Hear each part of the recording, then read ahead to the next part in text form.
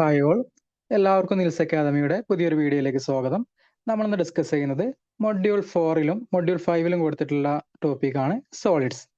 ആ രണ്ട് മൊഡ്യൂളിലായിട്ട് മിക്സ്ഡ് ആയിട്ടാണ് കൊടുത്തിട്ടുള്ളത്. നമ്മൾ ഏതായാലും ഇന്നത്തെ ക്ലാസ്സിൽ കംപ്ലീറ്റ് രണ്ട് മൊഡ്യൂളിലത്തെ ടോപ്പിക് എന്ത് ചെയ്യും കവർ ചെയ്യുന്നുണ്ട്. അത് ഏതായാലും നമുക്ക് വീഡിയോയിലേക്ക് കടക്കാം. അപ്പോൾ ആദ്യം നമ്മൾ ഡിസ്കസ് ചെയ്യുന്നത് സോളിഡ്സിന്റെ ക്ലാസിഫിക്കേഷൻ ആണ്. സോളിഡ്സിനെ നമുക്ക് പല രീതിയിലായിട്ട് ക്ലാസിഫൈ ചെയ്യാം. അതായത് അതിലെ പാർട്ടിക്കിൾസിന്റെ അറേഞ്ച്മെന്റ് അനുസരിച്ച് ക്രിസ്റ്റൽ ആയിട്ടും അതുപോലെ അമോർഫസ് സോളിഡ് ആയിട്ട് ക്ലാസിഫൈ ചെയ്യാൻ പറ്റും. അതുപോലെ അതിലെ പാർട്ടിക്കിളിന്റെ ബോണ്ടിങ് അനുസരിച്ച് വേറെ രീതിയിൽ ക്ലാസിഫൈ ചെയ്യാൻ പറ്റും. അതുപോലെ അതിന്റെ മാഗ്നറ്റിക് പ്രോപ്പർട്ടി അനുസരിച്ച് ക്ലാസിഫൈ ചെയ്യാം. പിന്നെ ഇലക്ട്രിക്കൽ പ്രോപ്പർട്ടി അനുസരിച്ചും ക്ലാസിഫൈ ചെയ്യാൻ പറ്റും. അപ്പോൾ ഏതായാലും നമ്മൾ ഫസ്റ്റ് നോക്കുന്നത് classification of solids based on the arrangement of constituent particles. അതിലെ പാർട്ടിക്കിൾസ് ആറ്റം ആവട്ടെ അയോൺസ് ആവട്ടെ ഇതിന്റെയൊക്കെ അറേഞ്ച്മെന്റ് റെഗുലർ ഓർഡർ അല്ലെങ്കിൽ ഓർഡർലി അറേഞ്ച്മെന്റ് ആണോ അതോ ഇറഗുലർ അറേഞ്ച്മെന്റ് ആണോ, ഇതിനനുസരിച്ച് നമുക്ക് രണ്ട് രീതിയിൽ ക്ലാസിഫൈ ചെയ്യാം. ഒന്ന് ക്രിസ്റ്റലൈൻ സോളിഡ്, രണ്ടാമത്തത് അമോർഫസ് സോളിഡ്. അപ്പൊ എന്താണ് ക്രിസ്റ്റലൈൻ സോളിഡ്? നമുക്കിപ്പം ഒരു NaCl ക്രിസ്റ്റൽ എടുക്കുകയാണെങ്കിൽ ഇപ്പോൾ Na+Cl- Na+, then Cl- Na+, ഇങ്ങനെ ഒരു റെഗുലർ ഓർഡർലി അറേഞ്ച്മെന്റ് നമുക്ക് NaCl ക്രിസ്റ്റലിൽ കാണാൻ പറ്റും. ഓക്കെ, അപ്പൊ ഈ ഒരു ഓർഡർ കംപ്ലീറ്റ് ആ ക്രിസ്റ്റൽ ഉണ്ടാവും.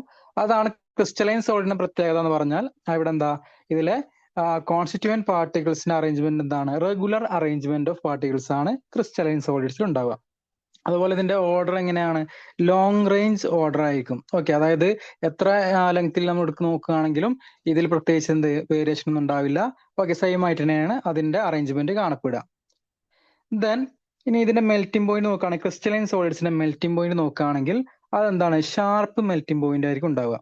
ഓക്കെ, അതായത് സപ്പോസ് ഇപ്പോൾ 100 ഡിഗ്രി സെൽഷ്യസിലാണ് ഒരു സോളിഡ് മെൽറ്റ് ചെയ്യുന്നതെങ്കിൽ ഓക്കെ, അപ്പോൾ നമുക്ക് പറയാൻ പറ്റും എന്താ, അതായത് ആ പെർട്ടിക്കുലർ വാല്യൂവിലാണ് അതിന്റെ മെൽറ്റിംഗ് പോയിന്റ്, അല്ലാണ്ട് ഇത് 100നും 110 റേഞ്ചിൽ ആയിരിക്കില്ല ഉണ്ടാവുക.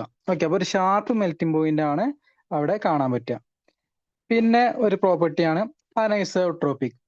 അതായത് നമ്മളിപ്പം ഒരു ക്രിസ്റ്റലൈൻ സോളിഡ് എടുക്കുകയാണെങ്കിൽ അതിന്റെ ആ എടുക്കുന്ന ഡയറക്ഷൻ അനുസരിച്ച് അതിന്റെ പ്രോപ്പർട്ടീസ് വ്യത്യാസപ്പെടും. അതിന്റെ കെമിക്കൽ പ്രോപ്പർട്ടീസ് ആവട്ടെ ഫിസിക്കൽ പ്രോപ്പർട്ടീസ് ആവട്ടെ അത് വ്യത്യാസപ്പെട്ടിരിക്കും. അതാണ് അനൈസോട്രോപിക് എന്ന് പറയുന്നത്. കാരണം എന്താ, നമ്മളിപ്പം NaCl ക്രിസ്റ്റൽ നോക്കുകയാണെങ്കിൽ ഇപ്പൊ ഇങ്ങനെയുള്ള അറേഞ്ച്മെന്റ് കിടക്കുന്നത് അല്ലേ. അപ്പൊ ഇവിടെ ഈ രീതിയിലാണ് നമ്മൾ ഈ ഡയറക്ഷനിലാണ് നമ്മളിപ്പോ ഇതിന്റെ കെമിക്കൽ പ്രോപ്പർട്ടീസ് നോക്കുന്നതെങ്കിൽ അത് വ്യത്യാസപ്പെട്ടു. കാരണം എന്താ, ഈ ഒരു പ്ലെയിനിൽ അറേഞ്ച് ചെയ്തിട്ടുള്ളത് NaCl അതിൽ കമ്പോസ് ചെയ്തിട്ടുള്ള പാർട്ടികളുടെ എണ്ണം വ്യത്യാസപ്പെട്ടിട്ടുണ്ട്. അതേപോലെ ഇനി നേരെ തിരിച്ചിനി ഇപ്പൊ ഇവിടെ ക്ലോറിൻ വരുന്നുണ്ട്, ഇവിടേക്ക് ക്ലോറിൻ വരുന്നുണ്ട്. അപ്പൊ നമ്മൾ ഈ ഡയറക്ഷനിലാണ് എടുക്കുന്നതെങ്കിൽ ഇതിൽ അടങ്ങിയിരിക്കുന്ന പാർട്ടിക്കിൾ വ്യത്യാസമല്ലേ. അപ്പോ ഓരോ ഡയറക്ഷനിലും ഓരോ കെമിക്കൽ പ്രോപ്പർട്ടീസ് ആണ് ഇവിടെ കാണപ്പെടുക. അതാണ് അനൈസോട്രോപിക് എന്ന് പറയുന്നത്. മനസ്സിലായല്ലോ, പ്രോപ്പർട്ടീസ് വേരി വിത്ത് ഡയറക്ഷൻ. അപ്പൊ എക്സാമ്പിൾസ് നോക്കുകയാണെങ്കിൽ ക്രിസ്റ്റലൈൻ സോളിഡിന്റെ എക്സാമ്പിൾ ഏതൊക്കെയാ, NaCl, ക്വാർട്സ്, അതുപോലെ ഐസ്, ഡയമണ്ട്, ഇതൊക്കെ എന്തിന് എക്സാമ്പിൾ ആണ്, ക്രിസ്റ്റലൈൻ സോളിഡിന് എക്സാമ്പിൾ ആണ്. നമുക്ക് എന്നാൽ അടുത്ത് നോക്കാം അമോർഫസ് സോളിഡ്. അമോർഫസ് സോളിഡ് ആണ് നേരത്തെ പറഞ്ഞതിന്റെ നേരെ ഓപ്പോസിറ്റ് ആണ് വരിക. ഇവിടെ കറക്റ്റ് ഒരു ഓർഡർലി അറേഞ്ച്മെന്റ് ഉണ്ടാവുമോ, ഇല്ല. അതായത് ഇപ്പൊ നോക്കുകയാണെങ്കിൽ ഇപ്പൊ പാർട്ടിക്കിൾസ് ഇപ്പൊ പ്ലസ് മൈനസ് നോക്കുകയാണെങ്കിൽ ഇങ്ങനെ ഒരു ഇറഗുലർ അറേഞ്ച്മെന്റ് ആണ് ഇവിടെ കാണപ്പെടുക. ഓക്കെ, അപ്പൊ ഇവിടെ നോക്കുകയാണെങ്കിൽ ഇവിടെ ഒരു റെഗുലർ ആയിട്ടുള്ള അറേഞ്ച്മെന്റ് കാണപ്പെടുന്നുണ്ടോ, ഇല്ല അല്ലേ. അപ്പൊ ഇറഗുലർ അറേഞ്ച്മെന്റ് ആണ് ഇവിടെ അമോർഫസ് സോളിഡ്സിൽ കാണപ്പെടുന്നത്. അതുപോലെ ഇവിടെ പിന്നെ നിങ്ങൾക്ക് ഷോർട്ട് റേഞ്ചിൽ നോക്കുകയാണെങ്കിൽ അവിടെ ഒരു ഓർഡർ കാണാൻ പറ്റും. ഇപ്പൊ ഞാൻ ഇവിടെ നോക്കൂ, ഇപ്പൊ മൈനസ് പ്ലസ് മൈനസ് പ്ലസ്, അതായത് ഇതിൽ കാറ്റയോണോ ആനയോണോ എന്താണ്, ഇവിടെ ഈ ഇതിൽ നോക്കുകയാണെങ്കിൽ ഇതൊരു ചെറിയ ഷോർട്ട് റേഞ്ചിൽ നോക്കുകയാണെങ്കിൽ എന്താ ഒരു ഓർഡർ കാണാൻ പറ്റുന്നുണ്ട് അല്ലെ. അപ്പൊ അങ്ങനെ ശരിക്കും നോക്കുകയാണെങ്കിൽ അമോർഫസ് സോളിഡ്സിൽ എന്താണ്, ഇവിടെ ഷോർട്ട് റേഞ്ച് ഓർഡർ ആണ് ഇവിടെ കാണാൻ പറ്റുക. മനസ്സിലായോ. അപ്പൊ മെജോറിറ്റി എന്താണ്, ഇറഗുലർ അറേഞ്ച്മെന്റ് ഓഫ് പാർട്ടിക്കിൾസ് ആണ് അമോർഫസ് സോളിഡ്സിൽ കാണപ്പെടുന്നത്. ഇനി ഇവിടെ ഷാർപ്പ് മെൽറ്റിംഗ് പോയിന്റ് ഉണ്ടാവുമോ, ഇല്ല. ഇവിടെ മെൽറ്റിംഗ് പോയിന്റ് എന്താണ്, ഇവിടെ ഒരു ഷാർപ്പ് മെൽറ്റിംഗ് പോയിന്റ് കിട്ടില്ല. ജസ്റ്റ് ഒരു ചെറിയ, അതായത് ഇപ്പം എന്താ പറയാ 100 മുതൽ 110 ഡിഗ്രി അങ്ങനെയൊക്കെയാണ് ഒരു റേഞ്ച് നമുക്ക് മെൽറ്റിംഗ് പോയിന്റ് പറയാൻ പറ്റുള്ളൂ. ഓക്കെ, ഇനി അടുത്ത് നോക്കുകയാണെങ്കിൽ ഇതിന്റെ ഡയറക്ഷൻ പ്രോപ്പർട്ടി, അതായത് ഇവിടെ എന്താണ്, ഏത് ഡയറക്ഷൻ എടുത്താലും അതിന്റെ പ്രോപ്പർട്ടീസ് ചേഞ്ച് ചെയ്യില്ല. ഓക്കെ, അതാണ് ഐസോട്രോപിക് എന്ന് പറയുന്നത്. Properties are same in all direction. Okay, നേരത്തെ ക്രിസ്റ്റലൈൻ സോളിഡ്സിന് എന്താ പറഞ്ഞത്, അവിടെ അനൈസോട്രോപിക് ആണ് ആണെങ്കിൽ ഇവിടെ അമോർഫസ് സോളിഡ്സിൽ എന്താണ്, അതിന്റെ കെമിക്കൽ പ്രോപ്പർട്ടീസ് ആവട്ടെ അതൊക്കെ ഏത് ഡയറക്ഷനിൽ നമ്മൾ മെഷർ ചെയ്യുകയാണെങ്കിലും അത് സെയിം ആയിരിക്കും. അതാണ് ഐസോട്രോപിക്. മാറിപ്പോരുത്. അവിടെ റെഗുലർ അറേഞ്ച്മെന്റ് ആണെങ്കിലും പക്ഷെ നമ്മൾ എന്ത് ഐസോട്രോപിക് ആണ് വിചാരിക്കുക, അങ്ങനെയല്ല, അവിടെ എന്താണ് അനൈസോട്രോപിക് ആണ്. അപ്പൊ ഈ ഒരു കാര്യം ഓർത്തു വെക്കുക. അമോർഫസ് സോളിഡ്സിൽ ഐസോട്രോപിക് നേച്ചറാണ് കാണപ്പെടുന്നത്. പിന്നെ അടുത്ത് ഇതിന്റെ എക്സാമ്പിൾസ് നോക്കൂ. ഗ്ലാസ്, പ്ലാസ്റ്റിക്, റബ്ബർ, ഇതൊക്കെ എന്തിന് എക്സാമ്പിളാ, അമോർഫസ് സോളിഡിന് എക്സാമ്പിൾ ആണ്. മനസ്സിലായല്ലോ? അപ്പൊ ഇതിന്റെ എക്സാമ്പിൾസും ഓർത്തു വെക്കുക. പിന്നെ നമുക്ക് ഈ സോളിഡ്സിൽ നമുക്ക് മെയിൻ ആയിട്ട് പഠിക്കാനുള്ളത് അമോർഫസ് സോളിഡ് അല്ല, കംപ്ലീറ്റ്ലി എന്താ ക്രിസ്റ്റലൈൻ സോളിഡ്സിനെ കുറിച്ചാണ് നമ്മൾ ബാക്കി പഠിച്ചു പോകുന്നത്. എന്തായാലും ഇതിന്റെ എക്സാമ്പിൾസ്, അമോർഫസ് സോളിഡ്സിന്റെ എക്സാമ്പിൾ ഒന്ന് ഓർത്തു വെക്കുക. നമ്മൾ ഈ അമോർഫസ് സോളിഡ്സിന് തന്നെയാണ് സൂപ്പർ കൂൾഡ് ലിക്വിഡ് എന്നൊക്കെ പറയുന്നത്. ഇനി രണ്ടാമത്തെ ടൈപ്പ് ക്ലാസിഫിക്കേഷൻ ആണ് based on the nature of intermolecular forces, അല്ലെങ്കിൽ അതിൽ ആ പാർട്ടിക്കിൾസിനിടയിലുള്ള ബോണ്ടിങ് അല്ലെങ്കിൽ അതിന്റെ ഇന്റർമോളിക്കുലാർ ഫോഴ്സസിന്റെ നേച്ചർ അനുസരിച്ച് നമുക്ക് എങ്ങനെയൊക്കെ ക്ലാസിഫൈ ചെയ്യാൻ പറ്റും. Ionic solid, covalent solid, then molecular solid, അങ്ങനെ പല രീതിയിലായിട്ട് ക്ലാസിഫൈ ചെയ്യാൻ പറ്റും. ഓക്കെ, ദെൻ അങ്ങനെ നാല് തരത്തിൽ, metallic solid, molecular solid, then ionic solid, covalent solid, ഇങ്ങനെ 4 തരത്തിലായിട്ട് ഇതിന്റെ ഇന്റർമോളിക്കുലാർ ഫോഴ്സസ് അനുസരിച്ച് ക്ലാസിഫൈ ചെയ്യാൻ പറ്റും. അയോണിക് സോളിഡ് ആണെങ്കിൽ അവിടെ നോക്കുക, അവിടെ ബോണ്ടിങ് എന്തായിരിക്കും, അയോണിക് ബോണ്ട് ആയിരിക്കും, അല്ലെങ്കിൽ ഇലക്ട്രോസ്റ്റാറ്റിക് ഫോഴ്സ് ആണ് അവിടെ കാണപ്പെടുക. മനസ്സിലായോ? അപ്പൊ അതിന് എക്സാമ്പിൾ ആണ് NaCl, KBr, MgO. ഇതിന്റെയൊക്കെ സോളിഡ്സ് എന്താണ്, അയോണിക് സോളിഡ്സ് ആണ്. അതിന് ഇതിലെ കോൺസ്റ്റിറ്റ്യൂവന്റ് പാർട്ടിക്കിൾസ് ഏതാണ്, അത് അയോൺസ് ആയിരിക്കും അല്ലെ. ഇപ്പൊ NaCl ആണെങ്കിൽ Na+ഉം Cl- ഉം ആയിരിക്കും അതിലെ കോൺസ്റ്റിറ്റ്യൂവന്റ് പാർട്ടിക്കിൾസ്. അതായത് Na+ ആണ് കാറ്റയോൺ, Cl- ആനയോൺ. ഇതാണ് അയോണിക് സോളിഡ്. പിന്നെ അയോണിക് സോളിഡിന്റെ പ്രത്യേകത എന്താ, ഇത് അയോണിക് സോളിഡ് പൊതുവെ ഹാർഡ് ആവാം, പിന്നെ സോഫ്റ്റ് ആയിട്ടുള്ളതുണ്ട്. എന്താണെങ്കിലും അയോണിക് സോളിഡ്സ് ഹാർഡ് ആണ്, ബ്രിട്ടിൽ ആണ്, ദെൻ ഹൈ മെൽറ്റിംഗ് പോയിന്റ് ആയിരിക്കും, പിന്നെ non conductors in solid state. Okay, അതിപ്പോ NaCl നിങ്ങൾ നോക്കുകയാണെങ്കിൽ അത് സോളിഡ് സ്റ്റേറ്റിൽ എന്താണ്, അത് നോൺ കണ്ടക്ടിങ് ആണ്. പക്ഷെ അതിന്റെ മോൾട്ടൺ സ്റ്റേറ്റ് അല്ലെങ്കിൽ അക്വസ് സ്റ്റേറ്റിൽ എന്താണ്, അത് കണ്ടക്ടിങ് ആണ്. അപ്പൊ ആ ഒരു കാര്യം നിങ്ങൾ ഓർത്തു വെക്കുക. ഇതാണ് അയോണിക് സോളിഡ്. ഇനി കോവാലൻ സോളിഡ് ആണെങ്കിലോ, കോവാലൻ സോളിഡ്സ് ആണെങ്കിൽ അതിലെ കോൺസ്റ്റിറ്റ്യൂവന്റ് പാർട്ടിക്കിൾസ് എന്തായിരിക്കും, അത് ആറ്റംസ് ആയിരിക്കും. സപ്പോസ് ഇപ്പൊ നമ്മൾക്ക് എക്സാമ്പിൾ ആണ് ഇപ്പൊ ഡയമണ്ട്, അതുപോലെ SiO2, ദെൻ SiC, ഇതൊക്കെ എന്തിന് എക്സാമ്പിൾ ആണ്, നമ്മുടെ കോവാലൻ സോളിഡ്സിന് എക്സാമ്പിൾ ആണ്. ഇപ്പൊ ഡയമണ്ട് എടുക്കുകയാണെങ്കിൽ അതില് കംപ്ലീറ്റ് എന്താണ്, കാർബൺ ആറ്റംസ് ആണ്. ഇപ്പൊ ഡയമണ്ട് ആവട്ടെ, ഫുള്ളറീൻ ആവട്ടെ, അതുപോലെ ഗ്രാഫൈറ്റ്, ഗ്രാഫീൻ, ഇതൊക്കെ എന്തായിട്ട് പറയാൻ പറ്റും, കോവാലൻ സോളിഡ് ആയിട്ട് നമുക്ക് പറയാൻ പറ്റും. അപ്പൊ അതിലെ കോൺസ്റ്റിറ്റ്യൂവന്റ് പാർട്ടിക്കിൾ എന്താണ്, ആറ്റംസ് ആണ്. ഇതിലിടയിലുള്ള ബോണ്ടിങ് എന്താണ്, അത് കോവാലൻ ബോണ്ട് ആണ്. ഇതിന്റെ പ്രത്യേകത നോക്കുകയാണെങ്കിൽ ഇത് വെരി ഹാർഡ് ആണ്, ദെൻ ഹൈ മെൽറ്റിംഗ് പോയിന്റ്, പിന്നെ പുവർ കണ്ടക്ടേഴ്സ് ആണ്. പിന്നെ ഒരു എക്സെപ്ഷൻ ഉള്ളത് അതില് ഗ്രാഫൈറ്റ് ഒക്കെ എന്താണ്, അത് കണ്ടക്ടിങ് ആണ്. അപ്പൊ ആ ഒരു കാര്യം ഓർത്ത് വെക്കുക. ബാക്കിയുള്ള ആളുകളും തന്നെയാണ് നമുക്ക് പുവർ കണ്ടക്ടേഴ്സ് ആയിട്ട് പറയാൻ പറ്റും. പിന്നെ ഡയമണ്ട് ഒക്കെ അറിയാലോ, വളരെ ഹാർഡ് ആയിട്ടുള്ള മെറ്റീരിയൽ ആണ്. അപ്പൊ അതിന്റെ റീസൺ എന്താ, അവിടെ കോവാലൻ ബോണ്ട് ഉള്ളത് കൊണ്ട് തന്നെ, അല്ലെങ്കിൽ കോവാലൻ സോളിഡ് ആയിട്ടാണ് അത് ഫോം ചെയ്യുന്നത്. ഇനി അടുത്ത അല്ലെങ്കിൽ മൂന്നാമത്തതാണ് ഏത്, മെറ്റാലിക് സോളിഡ്. അപ്പൊ ആ വാക്കിൽ തന്നെ ഉണ്ട്. അപ്പൊ അതിലെ കോൺസ്റ്റിറ്റ്യൂവന്റ് പാർട്ടിക്കിൾസ് എന്തായിരിക്കും, അത് നമുക്കറിയാം കേണൽസ്, അല്ലെങ്കിൽ positive metal ions in a sea of delocalised electrons. നമ്മൾ മെറ്റാലിക് ബോണ്ട് പഠിച്ചിട്ടുണ്ട് അല്ലേ. അപ്പോ positive metal ions in a sea of delocalised electrons ആണ് അതിലെ കോൺസ്റ്റിറ്റ്യൂവന്റ് പാർട്ടിക്കിൾ ആയിട്ട് അല്ലെങ്കിൽ പറയാൻ പറ്റുക. അത് നമ്മൾ പോസിറ്റീവ് മെറ്റൽ പാർട്ടിക്കിൾസിനാണ് നമ്മൾ അതിൽ കേണൽസ് എന്നൊക്കെ വിളിച്ചിരുന്നത്. Colonel's in A delocalised electrons. Okay, പിന്നെ ബോണ്ടിങ് എന്തായിരിക്കും, മെറ്റാലിക് സോളിഡ്സിലാണെങ്കിൽ അത് മെറ്റാലിക് ബോണ്ടിങ് ആയിരിക്കും. ഇനി ഇതിന്റെ പ്രോപ്പർട്ടീസ് നോക്കൂ, they are good conductors. Okay, അത് ഹീറ്റിന്റെ അതുപോലെ ഇലക്ട്രിസിറ്റിന്റെയും ഗുഡ് കണ്ടക്ടേഴ്സ് ആണ് മെറ്റാലിക് സോളിഡ്സ്. പിന്നെ മാലിയബിൾ ആണ്, ഡക്റ്റൈൽ ആണ്.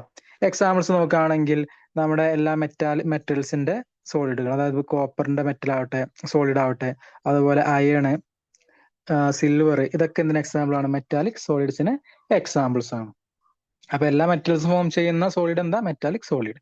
അടുത്ത സോളിഡിന്റെ ടൈപ്പ് ആണ് മോളിക്കുലാർ സോളിഡ്. അപ്പൊ ഇതിലെ കോൺസ്റ്റിറ്റ്യൂന്റ് പാർട്ടികൾ എന്താ? അത് മോളിക്യൂൾസ് ആയിരിക്കും. നമ്മൾ നോക്കുക, അയോണിക് സോളിഡ് ആണെങ്കിൽ അവിടെ പഠിച്ച എന്താ? അയോൺസ്, കാറ്റിയോൺ, ആനയോൺ ആയിരിക്കും അതിലെ constituent particle. Then covalent solid ആണെങ്കിൽ അതിൽ എന്താണ്? ആറ്റംസ് ആണ് കോൺസ്റ്റിറ്റ്യൂന്റ് പാർട്ടിക്കിൾ. പിന്നെ മെറ്റാലിക് സോളിഡിൽ പഠിച്ചപ്പോ എന്താ?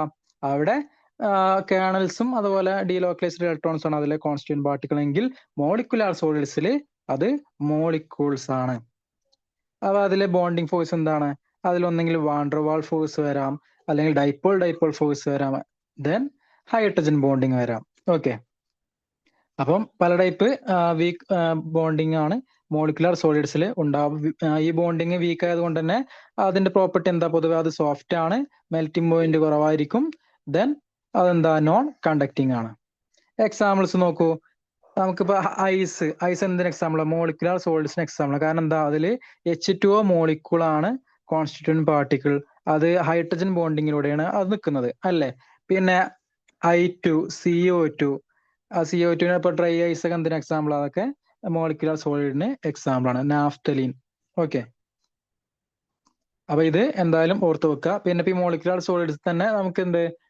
പോളാർ മോളിക്യൂൾസും വരാറുണ്ട്, നോൺ പോളാർ മോളിക്യൂൾസും വരാറുണ്ട്.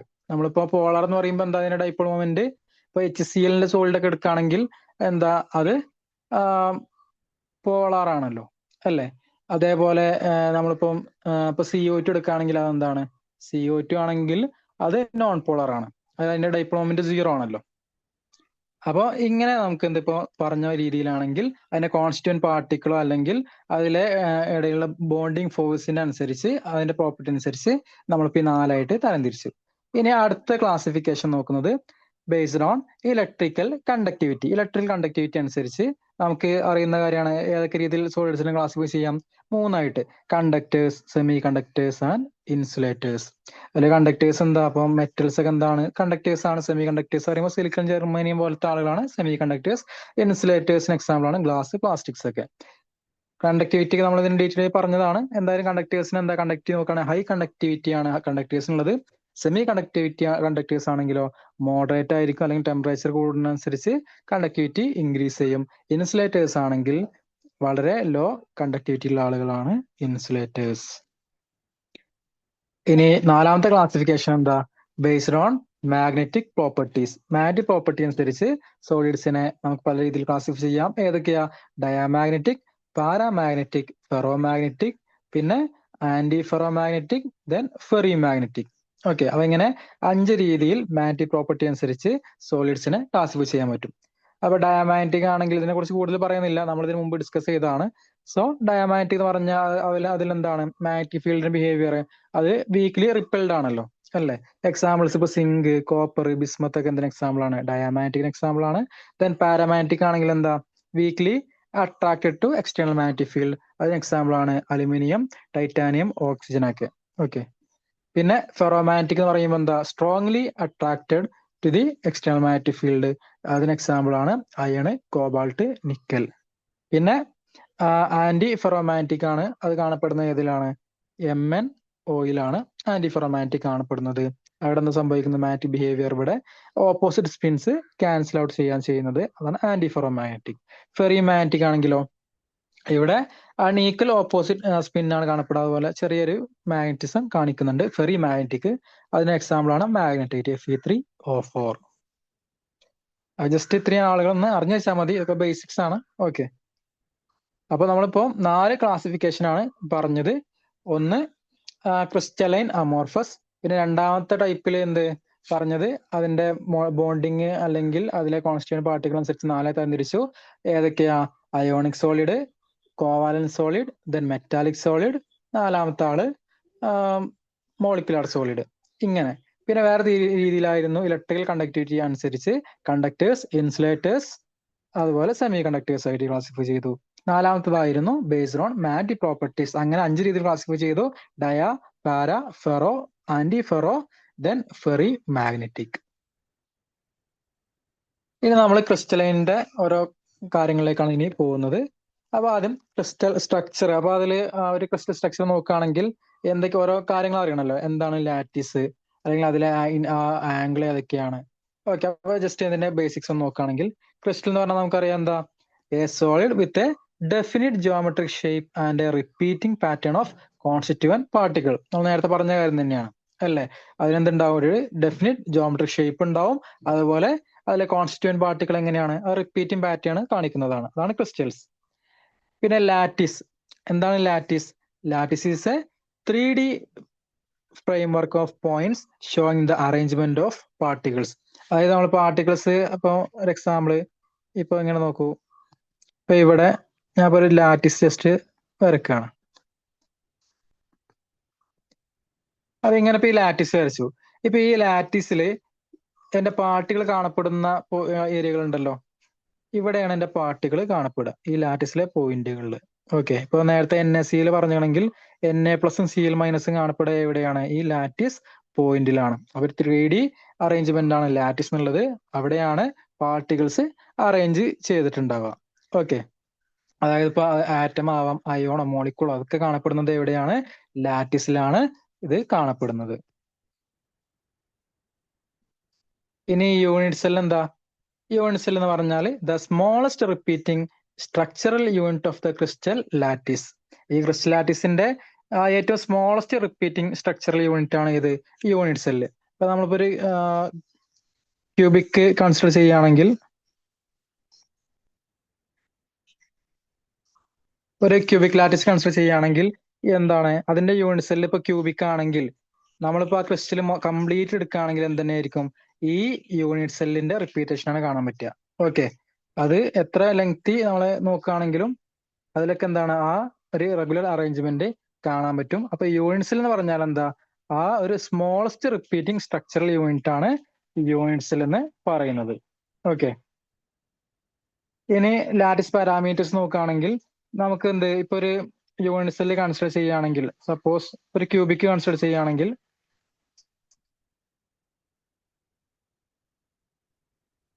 അവിടെ ഒരു ആക്സിസ് കൺസിഡർ ചെയ്യാം. ഓക്കെ, ഇപ്പൊ ഇതാണ് ഇപ്പൊ ഞാൻ ആക്സിസ് ആയിട്ട് എടുക്കുന്നതെങ്കിൽ അതിൽ ഓരോന്നിന്റെ ലെങ്ത് ഇപ്പൊ എ, ബി, സി. ഓക്കെ, ഇതാണ് എഡ്ജ് ലെങ്ത് എന്ന് പറയുന്നത്. ദെൻ അതിന്റെ ഇടയിലുള്ള ആംഗിൾസ് ആണ് ഏത്, ആൽഫ, ബീറ്റ, ഗാമ. അതായത് നമുക്കിപ്പോ ഒരു ക്രിസ്റ്റൽസിനെ അല്ലെങ്കിൽ ഒരു യൂണിറ്റ് സെല്ലിനെ സ്പെസിഫൈ ചെയ്യണമെന്നുണ്ടെങ്കിൽ ജസ്റ്റ് എന്ത് അറിഞ്ഞാൽ മതി, അതിന്റെ എഡ്ജ് ലെങ്ത്തും അതുപോലെ അതിനിടയിലുള്ള ആംഗിൾസ് അറിഞ്ഞാൽ അതിനനുസരിച്ച് ഏത് യൂണിറ്റ് സെല്ലാണ്, അത് ക്യൂബിക് ആണോ അല്ലെങ്കിൽ അത് ഹെക്സഗണൽ ആണോ, അങ്ങനെ ഏതാണെന്നുള്ളത് അത് വെച്ച് നമുക്ക് മനസ്സിലാക്കാൻ പറ്റും. അതൊക്കെയാണ് ലാറ്റിസ് പാരാമീറ്റേഴ്സ്.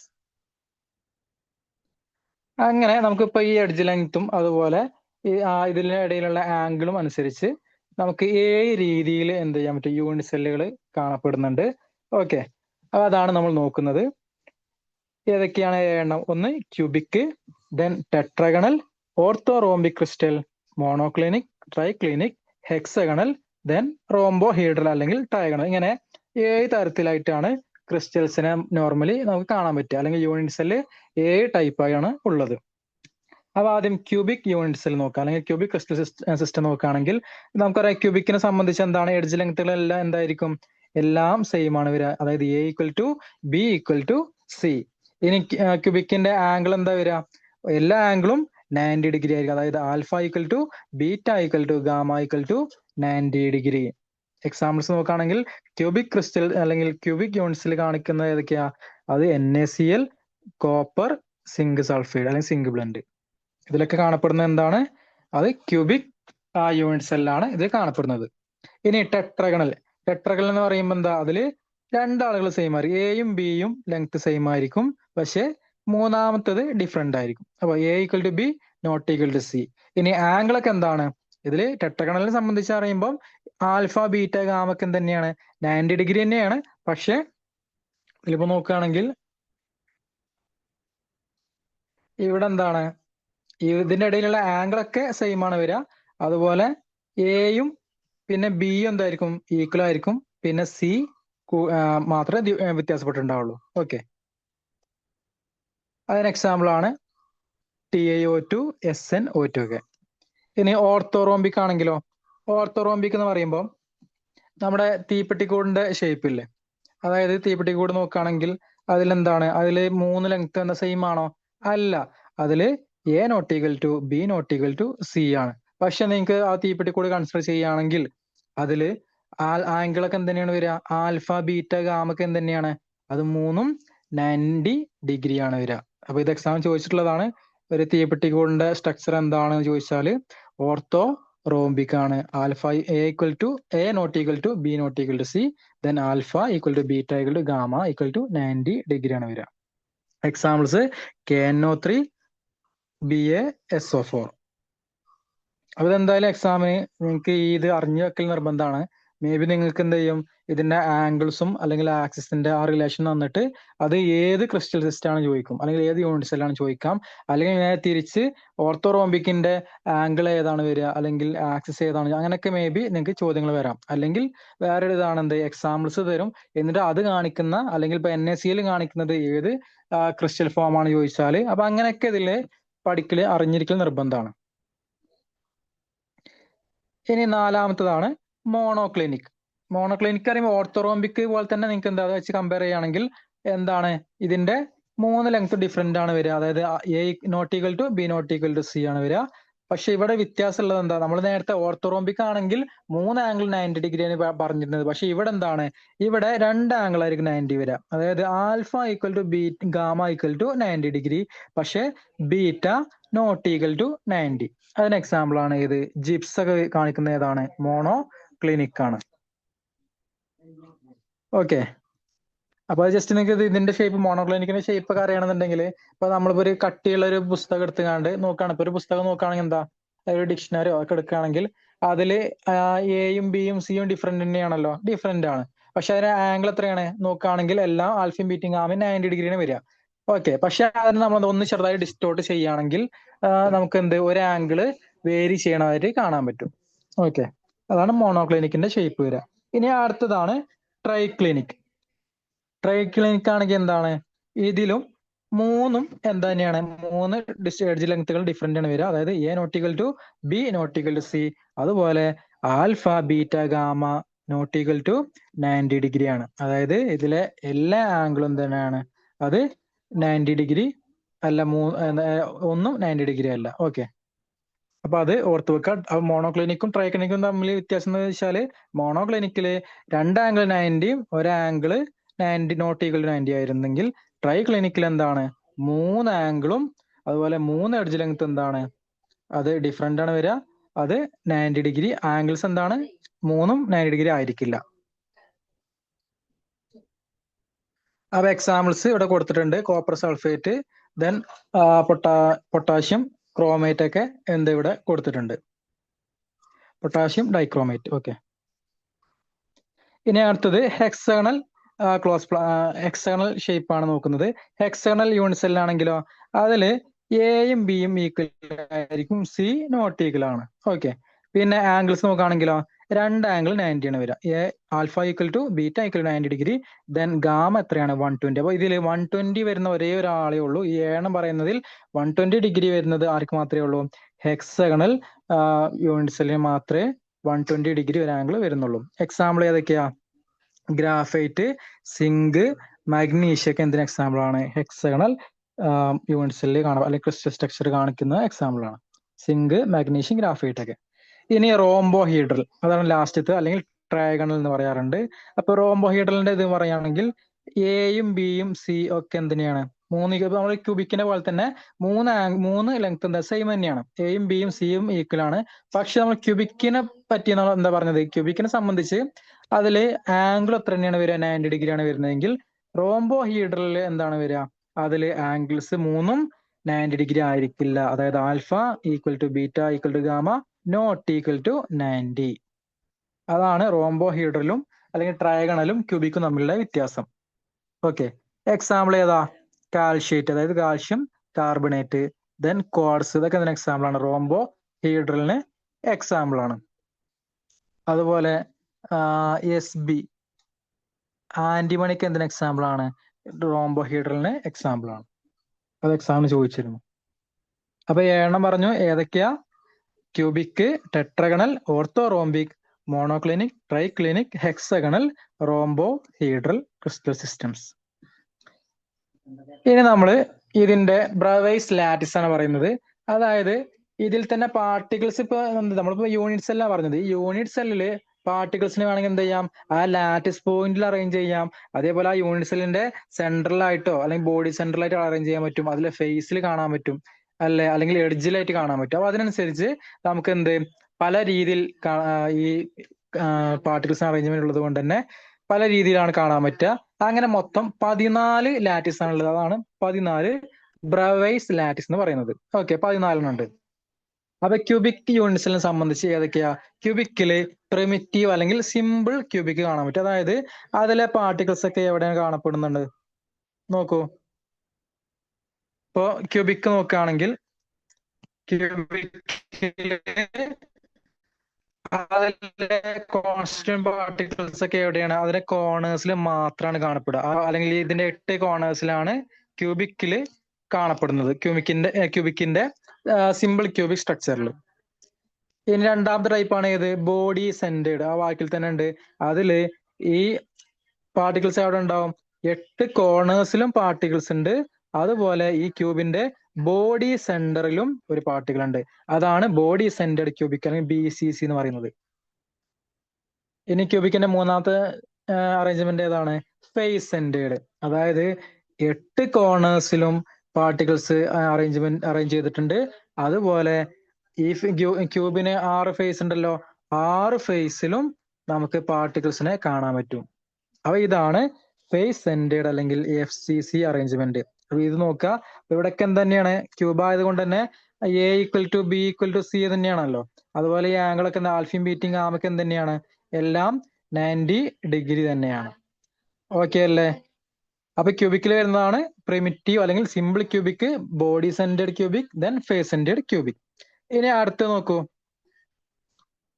ടെട്രഗണലിനെ സംബന്ധിച്ച് അതിൽ 2 ടൈപ്പാണുള്ളത്. ഒന്ന് പ്രിമിറ്റീവ്, രണ്ടാമത്തത് ബോഡി സെന്റേഡ്. അത് നിങ്ങൾ നോക്കുകയാണെങ്കിൽ ഈ ബ്രവൈസ് ലാറ്റിസിൽ 14 7 യൂണിറ്റ്സിൽ ഇപ്പൊ പറഞ്ഞല്ലോ. ഈ 7 എന്ത് പ്രിമിറ്റീവ് അല്ലെങ്കിൽ സിമ്പിൾ ടൈപ്പ്, അല്ലെങ്കിൽ എല്ലാത്തിന്റെയും അതിന്റെ അറ്റങ്ങളിലായിട്ട് അല്ലെങ്കിൽ കോർണേഴ്സിൽ നമുക്ക് പാർട്ടിക്കിൾസ് കാണാൻ പറ്റും. അതാണ് പ്രിമിറ്റീവ്. ഇനി ബോഡി സെന്റേഡ് എല്ലാത്തിലും കാണുന്നില്ല. ജസ്റ്റ് എന്ത് 3 ആളുകളിൽ മാത്രമാണ് ബോഡി സെന്റേഡ് കാണപ്പെടുന്നത്. പിന്നെ എഡ്ജ് സെന്റേഡും എല്ലാത്തിലും കാണപ്പെടുന്നില്ല. അപ്പൊ ജസ്റ്റ് എന്തായാലും നോക്കാം. അപ്പോ ടെട്രഗണലിലെ ഏതൊക്കെയാണ്? പ്രിമിറ്റീവും ബോഡി സെന്റേഡും. അപ്പൊ ഇവിടെ നോക്കൂ. ടെട്രഗണൽ എന്ന് പറഞ്ഞാൽ എന്താ? ഇവിടെ 2 ലെങ്ത്തുകൾ Aയും Bയും ഈക്വൽ ആണ്, C നോട്ട് ഈക്വൽ ആണ്. അപ്പൊ അതാണല്ലോ. ഇപ്പൊ ഇതിന്റെ ഷേപ്പ് നോക്കിയാൽ മനസ്സിലാവും. പിന്നെ ഇവിടുത്തെ ആംഗിൾ ഒക്കെ എത്ര തന്നെയാണ് വരിക? ആംഗിൾ ആൽഫയും ബീറ്റയും ഗാമയും 90 ഡിഗ്രി ആണ്. അപ്പൊ ഇവിടെ ബോഡി സെന്റേഡ് പറയുമ്പോൾ ഇതിന്റെ ബോഡി സെന്ററിൽ ഒരാൾ കാണപ്പെടും, ബാക്കി കോർണേഴ്സിലും. ഹെക്സഗണൽ ആണെങ്കിലോ? ഹെക്സഗണൽ ആണെങ്കിൽ ഇവിടെ എന്താണ്?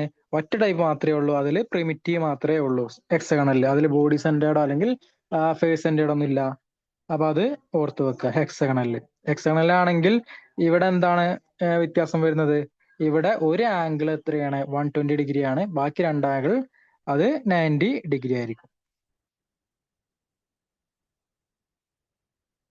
ഇനി അടുത്തതാണ് ഓർത്തോ റോംബിക്. ഓക്കെ, അപ്പൊ ഓർത്തോറോംബിക് നോക്കൂ. ഓർത്തോറോംബിക്കിൽ നോക്കുകയാണെങ്കിൽ ഇവിടെ പ്രിമിറ്റീവ് കാണപ്പെടുന്നുണ്ട്, ബോഡി സെന്റേഡ്, ഫേസ് സെന്റേഡ്, നാലാമതൊരാൾ കൂടെ ഉണ്ട് എൻഡ് സെന്റേഡ്.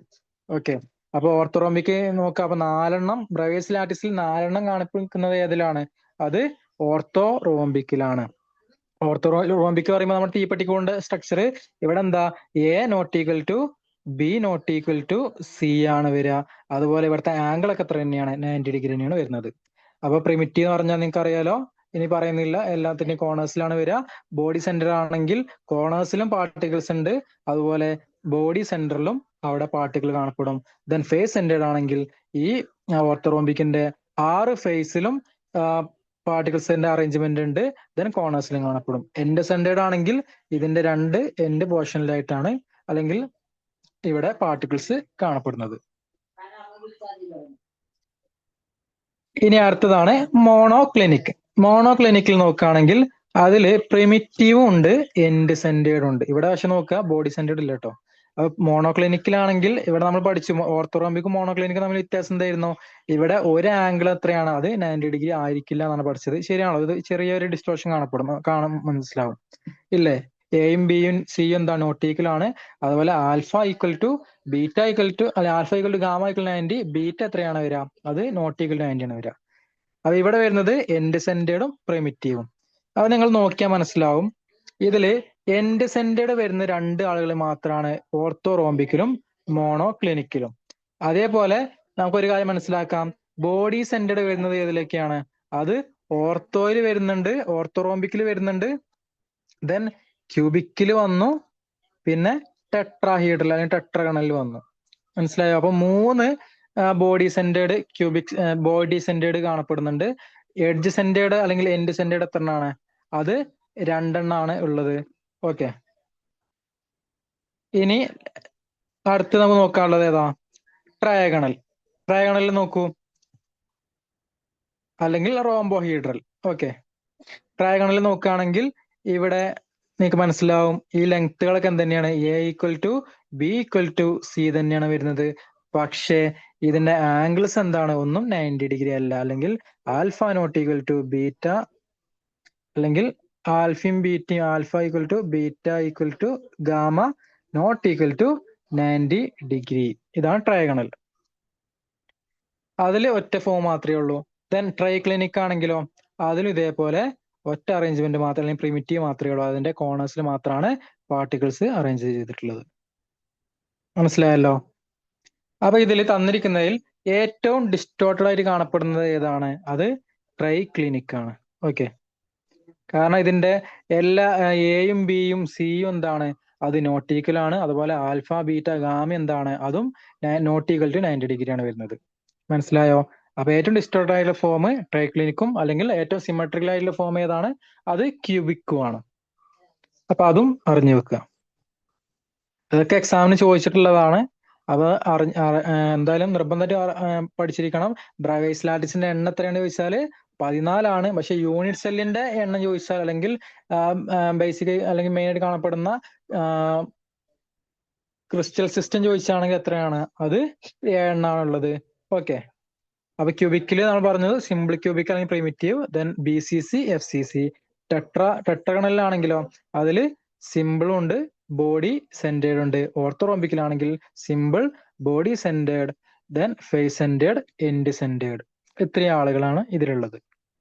പിന്നെ നമ്മൾ പറഞ്ഞു ബോഡി സെന്റേർഡ് കാണിക്കുന്നത് എത്ര എണ്ണാണുള്ളത്? അത് 3 എണ്ണാണ്. ക്യൂബിക്കും ടെട്രഗണലും ഓർത്തോറോംബിക്കും എന്താണ്? അതില് BCC കാണിക്കുന്നുണ്ട്, ബോഡി സെന്റേർഡ് കാണിക്കുന്നുണ്ട്. ഓക്കെ, BCC അല്ല, ബോഡി സെന്റേർഡ് കാണിക്കുന്നുണ്ട്. പിന്നെ എഡ്ജ് സെന്റേർഡ് അല്ലെങ്കിൽ എൻഡ് സെന്റേർഡ് കാണിക്കുന്ന ആരൊക്കെയാണ്? ഓർത്തോറോംബിക്കും മോണോ ക്ലിനിക്കും. ഇപ്പൊ മോണോ ക്ലിനിക്കിൽ എൻഡ് സെന്റേർഡ് ഉണ്ട്, സിമ്പിളും ഉണ്ട്. പിന്നെ ബാക്കി ട്രൈ ക്ലിനിക്, ഹെക്സാഗണൽ, റോംബോഹൈഡ്രൽ, ഇതിനൊക്കെ ആകെ എന്ത് മാത്രമേ ഉള്ളൂ? സിമ്പിൾ മാത്രമേ ഉള്ളൂ, അല്ലെങ്കിൽ പ്രിമിറ്റീവ് മാത്രമേ ഉള്ളൂ. ട്രൈ ക്ലിനിക്, ഹെക്സാഗണൽ, റോംബോഹൈഡ്രൽ, അല്ലെങ്കിൽ ട്രയഗണൽ. ഓക്കെ, ട്രയഗണലിനൊക്കെ എന്താണ്? അല്ലെങ്കിൽ ഇതിന് 3നും സിമ്പിൾ മാത്രമേ ഉള്ളൂ. അപ്പൊ ഈ 14 പഠിക്കാൻ ബുദ്ധിമുട്ടില്ലല്ലോ? അപ്പം നിങ്ങൾക്ക് നോക്കുകയാണെങ്കിൽ സിമ്പിൾ ആയിട്ടുള്ളത് എന്താ? സിമ്പിൾ ഉണ്ടാവും, അല്ലെങ്കിൽ പ്രിമിറ്റീവ് ഉണ്ടാവും. പിന്നെ എൻഡ് സെന്റേർഡ് എത്രണ്ണാണ്? 2 എൻഡ് സെന്റേർഡ് ഉണ്ടാവും, 2 എൻഡ് സെന്റേർഡ്. പിന്നെ ബോഡി സെന്റേർഡോ 3 ബോഡി സെന്റേർഡ് ഉണ്ടാവും, 3 ബോഡി സെന്റേർഡ് ഉണ്ട്. പിന്നെ ഫേസ് സെന്റേർഡ് എത്രണ്ണാണ്? അത് 2 എണ്ണം. ഓക്കെ, അപ്പൊ 2 ഫേസ് സെന്റേർഡും എൻഡ് സെന്റേർഡും ഉണ്ട്. ഓക്കെ, 2 ഫേസ് സെന്റേർഡും ഉണ്ട്. അങ്ങനെ ഇങ്ങനെ മൊത്തം 14 ബ്രവേസ് ലാറ്റിസ് ആണുള്ളത്. അപ്പൊ ഇതിന്റെ എണ്ണം ഓർത്ത് വെക്കുക. ബ്രവേസ് ലാറ്റിസിൽ സിമ്പിൾ ഫോം എത്ര ഉണ്ട്? അല്ലെങ്കിൽ പ്രിമിറ്റീവ് ഫോം 7 ഉണ്ട്. പിന്നെ ബാക്കി ബോഡി സെന്റേർഡ് 3 എണ്ണം, പിന്നെ 2 വീതം എൻഡ് സെന്റേർഡും ഫേസ് സെന്റേർഡും. ഇതാരൊക്കെ കാണിക്കുന്നത് കൂടെ അറിഞ്ഞു വെക്കുക. 2 എൻഡ് സെന്റേർഡ് കാണിക്കുന്ന ആരൊക്കെയാണ്? മോണോക്ലിനിക്കും അതുപോലെ ഓർത്തോ റോംബിക്. പിന്നെ 2 ഫേസ് സെന്റേർഡ് കാണിക്കുന്ന ആരൊക്കെയാണ്? ഓർത്തോറോംബിക്കും ക്യൂബിക്കും ആണ്. നമ്മൾ ഇനി ക്യൂബിക്കിന്റെ 3 ഫോമുകൾ, ഇപ്പോൾ സിമ്പിൾ ക്യൂബിക്, അതുപോലെ BCC FCC, ഇതിനെ കുറിച്ചാണ് ഇനി നോക്കുന്നത്. അപ്പൊ സിമ്പിൾ ക്യൂബിക്കിൽ നോക്കുകയാണെങ്കിൽ അതിൽ ആ യൂണിറ്റ് സെല്ലിൽ എത്ര ആറ്റം അറേഞ്ച് ചെയ്തിട്ടുണ്ട്, അതിൽ നമുക്ക് എഫക്റ്റീവ് ആറ്റത്തിന്റെ എണ്ണം നോക്കുകയാണെങ്കിൽ 1 കാണപ്പെടുക. ഓക്കെ, ആ ക്യൂബിക്കില് 8 കോർണറിലും എന്തുണ്ട്, ആറ്റംസ് അറേഞ്ച് ചെയ്തിട്ടുണ്ടെങ്കിലും പക്ഷെ അതിലെന്താണ് ബാക്കി ആ 8 മറ്റ് യൂണിറ്റ് സെല്ലുമായിട്ട് ഷെയറിങ് നടക്കുന്നുണ്ട് ഇല്ലേ. അപ്പൊ അതുകൊണ്ട് തന്നെ ഇൻഎഫക്റ്റ് ആ ഒരു യൂണിറ്റ് സെല്ലിന് അതിന്റെ 1/8 പോർഷൻ മാത്രമേ ഷെയറിങ് ഉണ്ടാവുള്ളൂ. അതുകൊണ്ടാണ് ഒരു എന്താ പറയാ യൂണിറ്റ് സെല്ലില് 8 കോർണേഴ്സിലും ആറ്റംസ് അല്ലെങ്കിൽ പാർട്ടിക്കിൾസ് ഉണ്ടെങ്കിലും അതിന്റെ 1/8 മാത്രമാണ് അതിലേക്ക് ആ യൂണിറ്റ് സെല്ലിൽ ഷെയർ ചെയ്യുന്നത്. അതുകൊണ്ടാണ് എന്ത് ഇൻഎഫക്റ്റ് ഒരു ആറ്റം മാത്രമാണ് ഇതിലുണ്ടാവുക സിമ്പിൾ ക്യൂബിക് യൂണിറ്റ് സെല്ലിൽ കാണപ്പെടുന്നത്. ഇനി അതിന്റെ കോർഡിനേഷൻ നമ്പറോ, അല്ലെങ്കിൽ ഒരു ആറ്റം മറ്റ് ആളുകളുമായിട്ട് ഷെയർ ചെയ്യുന്ന എത്രയാണ്, അത് 6 കോർഡിനേഷൻ നമ്പർ കാണിക്കുന്നത്. അപ്പൊ സിമ്പിൾ ക്യൂബിക്കിന്റെ കോർഡിനേഷൻ നമ്പർ എത്രയാണ്, 6. ഇനി പാക്കിംഗ് എഫിഷ്യൻസി നോക്കുകയാണെങ്കിൽ അത് എത്രയാ, 52.4% ആണ്. 52% സിമ്പിൾ ക്യൂബിക്കിന്റെ പെർസെൻറ്റേജ്. അതായത് ആ യൂണിറ്റ്സിൽ എടുക്കുകയാണെങ്കിൽ അതിൽ 52% ആയിരിക്കും ആരുണ്ടാവുക, ആറ്റം അറേഞ്ച് ചെയ്തിട്ടുണ്ടാവുക, അല്ലെങ്കിൽ അതിലെ മോളിക്യൂൾസ് ആവട്ടെ അല്ലെങ്കിൽ ഏതാണ് അതിലെ കോൺസ്റ്റിറ്റ്യൂന്റ് പാർട്ടിക്കിൾ അത് അറേഞ്ച് ചെയ്തിട്ടുണ്ടാവുക 52% ആയിരിക്കും. ബാക്കി പെർസെൻറ്റേജ് എന്താണ്, അത് ബാക്കി കംപ്ലീറ്റ് വോയിഡ്സ് ആണ്. അപ്പൊ ഏറ്റവും ഒരുപാട് വോയിഡ് കാണുന്ന ഏതിലാണ്, സിമ്പിൾ ക്യൂബിക്കിലാണെന്ന് ഇതിൽ പറയാൻ പറ്റും. Example polonium. പൊളോണിയം ഏതാണ്, സിമ്പിൾ ക്യൂബിക് സ്ട്രക്ചർ ആണ്. അടുത്തതാണ് BCC, body centred cubic. Body centred എങ്ങനെ നമ്മൾ പറഞ്ഞത്, ബോഡി സെന്റേർഡ് ആകുമ്പോൾ ആ ക്യൂബിന്റെ കോർണേഴ്സിലും നമുക്ക് പാർട്ടിക്കിൾസിനെ കാണും, പിന്നെ ബോഡി സെന്ററിലും പാർട്ടിക്കിൾസിനെ കാണിക്കുന്നുണ്ട്. ഇനി ഇവിടെ അതിന്റെ ഷെയറിങ് നോക്കുകയാണെങ്കിൽ ഒരു യൂണിറ്റ് സെല്ലിൽ എത്ര എണ്ണം കാണിക്കുന്നുണ്ട്, 2 ഇതിൽ കാണുന്നത്. അത് നമുക്ക് സിമ്പിൾ ആയി നോക്കാം. അതായത് 8 കോർണേഴ്സിൽ 8 ആളുകൾ ഉണ്ടെങ്കിലും അത് ഓരോന്ന് ഷെയർ ചെയ്യുന്ന എത്രയാണ്, 1/8 ആണ് ആ യൂണിറ്റ് സെല്ലിലേക്ക് ഷെയർ ചെയ്യുന്നത്. അതുകൊണ്ട് അവിടെ എത്രയാണ്, 1 വരും. പിന്നെ ഒരാൾ സെൻട്രലായിട്ടുണ്ട്, ബോഡി സെൻട്രലായിട്ട് ഒരാളുണ്ട്, അത് പിന്നെ എന്താണ് കംപ്ലീറ്റ് ആ യൂണിറ്റ് സെല്ലിന്റെ ഉള്ളിലാണ് വരുന്നത്, അതുകൊണ്ട് 1 കൂടെ വരും. അപ്പൊ അങ്ങനെ total 2 number of atoms per BCC unit cell. BCCയിൽ 2, ഇതൊക്കെ എക്സാമിൽ ചോദിച്ചിട്ടുള്ളതാണ്, 2 കാണിക്കുന്നത്. ഇനി ഇതിന്റെ കോർഡിനേഷൻ നമ്പർ എത്രയാ, BCCന്റെ കോർഡിനേഷൻ നമ്പർ നോക്കുകയാണെങ്കിൽ 8. അത് എനിക്ക് കണ്ടുപിടിക്കാനും ബുദ്ധിമുട്ടില്ല. അതായത് ആ ബോഡി സെന്ററിന്റെ ഉള്ളിൽ എന്താ ഒരു ആറ്റല്ലേ, ആ ആറ്റം ബാക്കി കോർണേഴ്സിലെ 8 ആളുകളുമായിട്ട് എന്ത് ചെയ്യുന്നുണ്ട്, ഷെയർ ചെയ്യുന്നുണ്ട്. ഓക്കെ, അപ്പൊ കോർഡിനേഷൻ നമ്പർ എത്രയാണ്, 8 വരുന്നത്. ഇനി പാക്കിംഗ് എഫിഷ്യൻസി നോക്കുകയാണെങ്കിലോ, ബോഡി സെന്ററിന്റെ പാക്കിംഗ് എഫിഷ്യൻസി നമ്മൾ എന്തായാലും പിന്നീട് കണ്ടുപിടിക്കുന്നുണ്ട്, ഇത് വാല്യൂ ഇപ്പൊ പഠിച്ചു വെക്കുക. 68% ബോഡി സെന്റേർഡ് ക്യൂബിക്കിന്റെ BCCയുടെ പാക്കിംഗ് എഫിഷ്യൻസി. അതായത് ആ ക്യൂബ് കൺസിഡർ ചെയ്യുകയാണെങ്കിൽ അതിൽ ഏകദേശം 68% ആയിരിക്കും ആരുണ്ടാവുക, അതിലെ ആറ്റംസ് അറേഞ്ച് ചെയ്തിട്ടുണ്ടാവുക. ബാക്കി കംപ്ലീറ്റ് എന്താണ്, വോയിഡ് ആണ് അല്ലെങ്കിൽ വേക്കന്റ് ആണ്. എക്സാമ്പിൾസ് ഏതൊക്കെയാ, BCCന്റെ example iron, chromium, sodium, potassium, ഇതിന്റെയൊക്കെ സോളിഡ് എന്താണ്, BCC ആണ്. ഓക്കെ,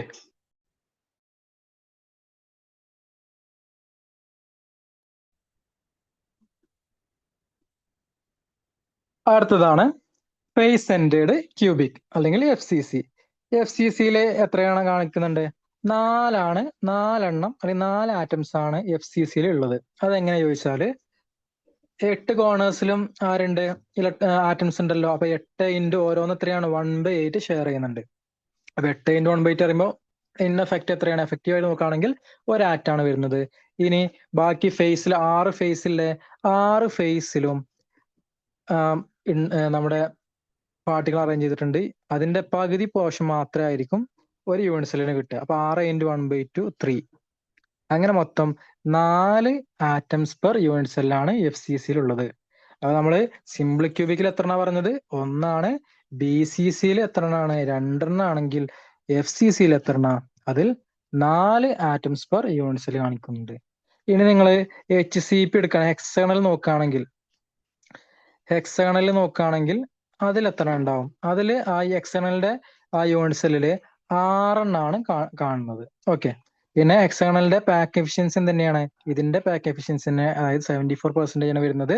കോർഡിനേഷൻ നമ്പർ എത്ര തന്നെയാണ്, 12 തന്നെയാണ് വരുന്നത്. ഓക്കെ, അപ്പൊ FCC ആവട്ടെ ഹെക്സഗണൽ ആവട്ടെ ഇതിൽ കോർഡിനേഷൻ നമ്പർ ഒക്കെ സെയിം ആണ് വരുന്നത്.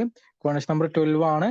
പാക്കിംഗ് എഫിഷ്യൻസി 74%, അല്ലെങ്കിൽ നിങ്ങൾക്ക് പറയാം ഏറ്റവും കൂടുതൽ അല്ലെങ്കിൽ നല്ല എഫിഷ്യന്റ് ആയിട്ടുള്ള അറേഞ്ച്മെന്റ് ഏതിലാണ്, അത് ഫേസ് സെന്ററിലാണ് അല്ലെങ്കിൽ FCC അതുപോലെ HCP അറേഞ്ച്മെന്റ് എന്താണ്, അത് 74% വരുന്നുണ്ട്. ഓക്കെ, എക്സാമ്പിൾസ് ഏതൊക്കെയാ? കോപ്പർ, അലുമിനിയം, ഗോൾഡ്, സിൽവർ, ഇതൊക്കെ എന്താണ്? ഇതൊക്കെ ഫേസ് സെന്റേർഡ് ക്യൂബിക് അറേഞ്ച്മെന്റ് ആണ് കാണിക്കുന്നത്. മനസ്സിലായല്ലോ? അപ്പൊ ഇതിൽ ഈ പറഞ്ഞതെല്ലാം ഇമ്പോർട്ടന്റ് ആണ്. എങ്ങനെ ചോദിച്ചാലും നിങ്ങൾക്ക് സംഭവം സിമ്പിൾ ആണെങ്കിലും എക്സാമിന് ഇതൊക്കെ ഡയറക്റ്റ് ചോദ്യങ്ങൾ വരുന്നതാണ്. കോർഡിനേഷൻ നമ്പർ ചോദിക്കാറുണ്ട്, അല്ലെങ്കിൽ ആറ്റംസ് പെർ യൂണിറ്റ്സ് ചോദിക്കാറുണ്ട്, പാക്കിംഗ് എഫിഷ്യൻസി ചോദിക്കാറുണ്ട്. അതിൽ ഏറ്റവും കൂടുതൽ പാക്ക് എഫിഷ്യൻസി ഉള്ളത് ആർക്കാണ്, കുറവാർക്കാണ്, അതൊക്കെ നിങ്ങൾക്ക് അറിഞ്ഞിരിക്കണം. അതായത് പാക്കിംഗ് എഫിഷ്യൻസി കൂടുതൽ ആർക്കാണ്? FCCക്കാണ്. അത് കഴിഞ്ഞിട്ടാണ് BCC വരുന്നത്, പിന്നെയാണ് ആര്? സിമ്പിൾ ക്യൂബിക് വരുന്നത്. ഇനിയിപ്പോ FCCന്റെ അതുപോലെ ഹെക്സഗണലിന്റെ അല്ലെങ്കിൽ ഇപ്പൊ HCP എക്സ്റ്റേണൽ ക്ലോസ് പാക്കിംഗ് പഠിക്കുന്നുണ്ട് നിങ്ങൾ, പിന്നെ CCP ഒക്കെ പഠിച്ചിട്ടുണ്ടാവും. അപ്പം ഇതൊക്കെ എന്ത് തന്നെയാണ്? 74% തന്നെയാണ് അതിൽ വരുന്നത്. ഇനി അടുത്തത് ഇമ്പോർട്ടന്റ് ആയിട്ടുള്ള, നമുക്ക് മേ ബി പ്രോബ്ലം ആയിട്ട് ചോദിച്ചിട്ടുണ്ട്, ഡയറക്റ്റ് ആയിട്ട് ചോദിക്കുന്നതാണ്. ഇവിടെ ഈ ഓരോന്നിലെയും എഡ്ജ് ലെങ്ത്തും അതുപോലെ ആറ്റമിക് റേഡിയസും തമ്മിലുള്ള റിലേഷൻ. സിമ്പിൾ ക്യൂബിക്കിലാണെങ്കിൽ നമ്മളിപ്പം ഒരു സിമ്പിൾ ക്യൂബിക്കിന് ഇപ്പൊ ഒരു ഫേസ് എടുക്കുകയാണെങ്കിൽ, ഇപ്പൊ നമ്മൾ ലാറ്റിസ് പോയിന്റ് പറയുമ്പോൾ ഇങ്ങനെ പോയിന്റ് ആയിട്ട് പറയുന്നത്, പക്ഷെ ശരിക്കും എന്താണ്?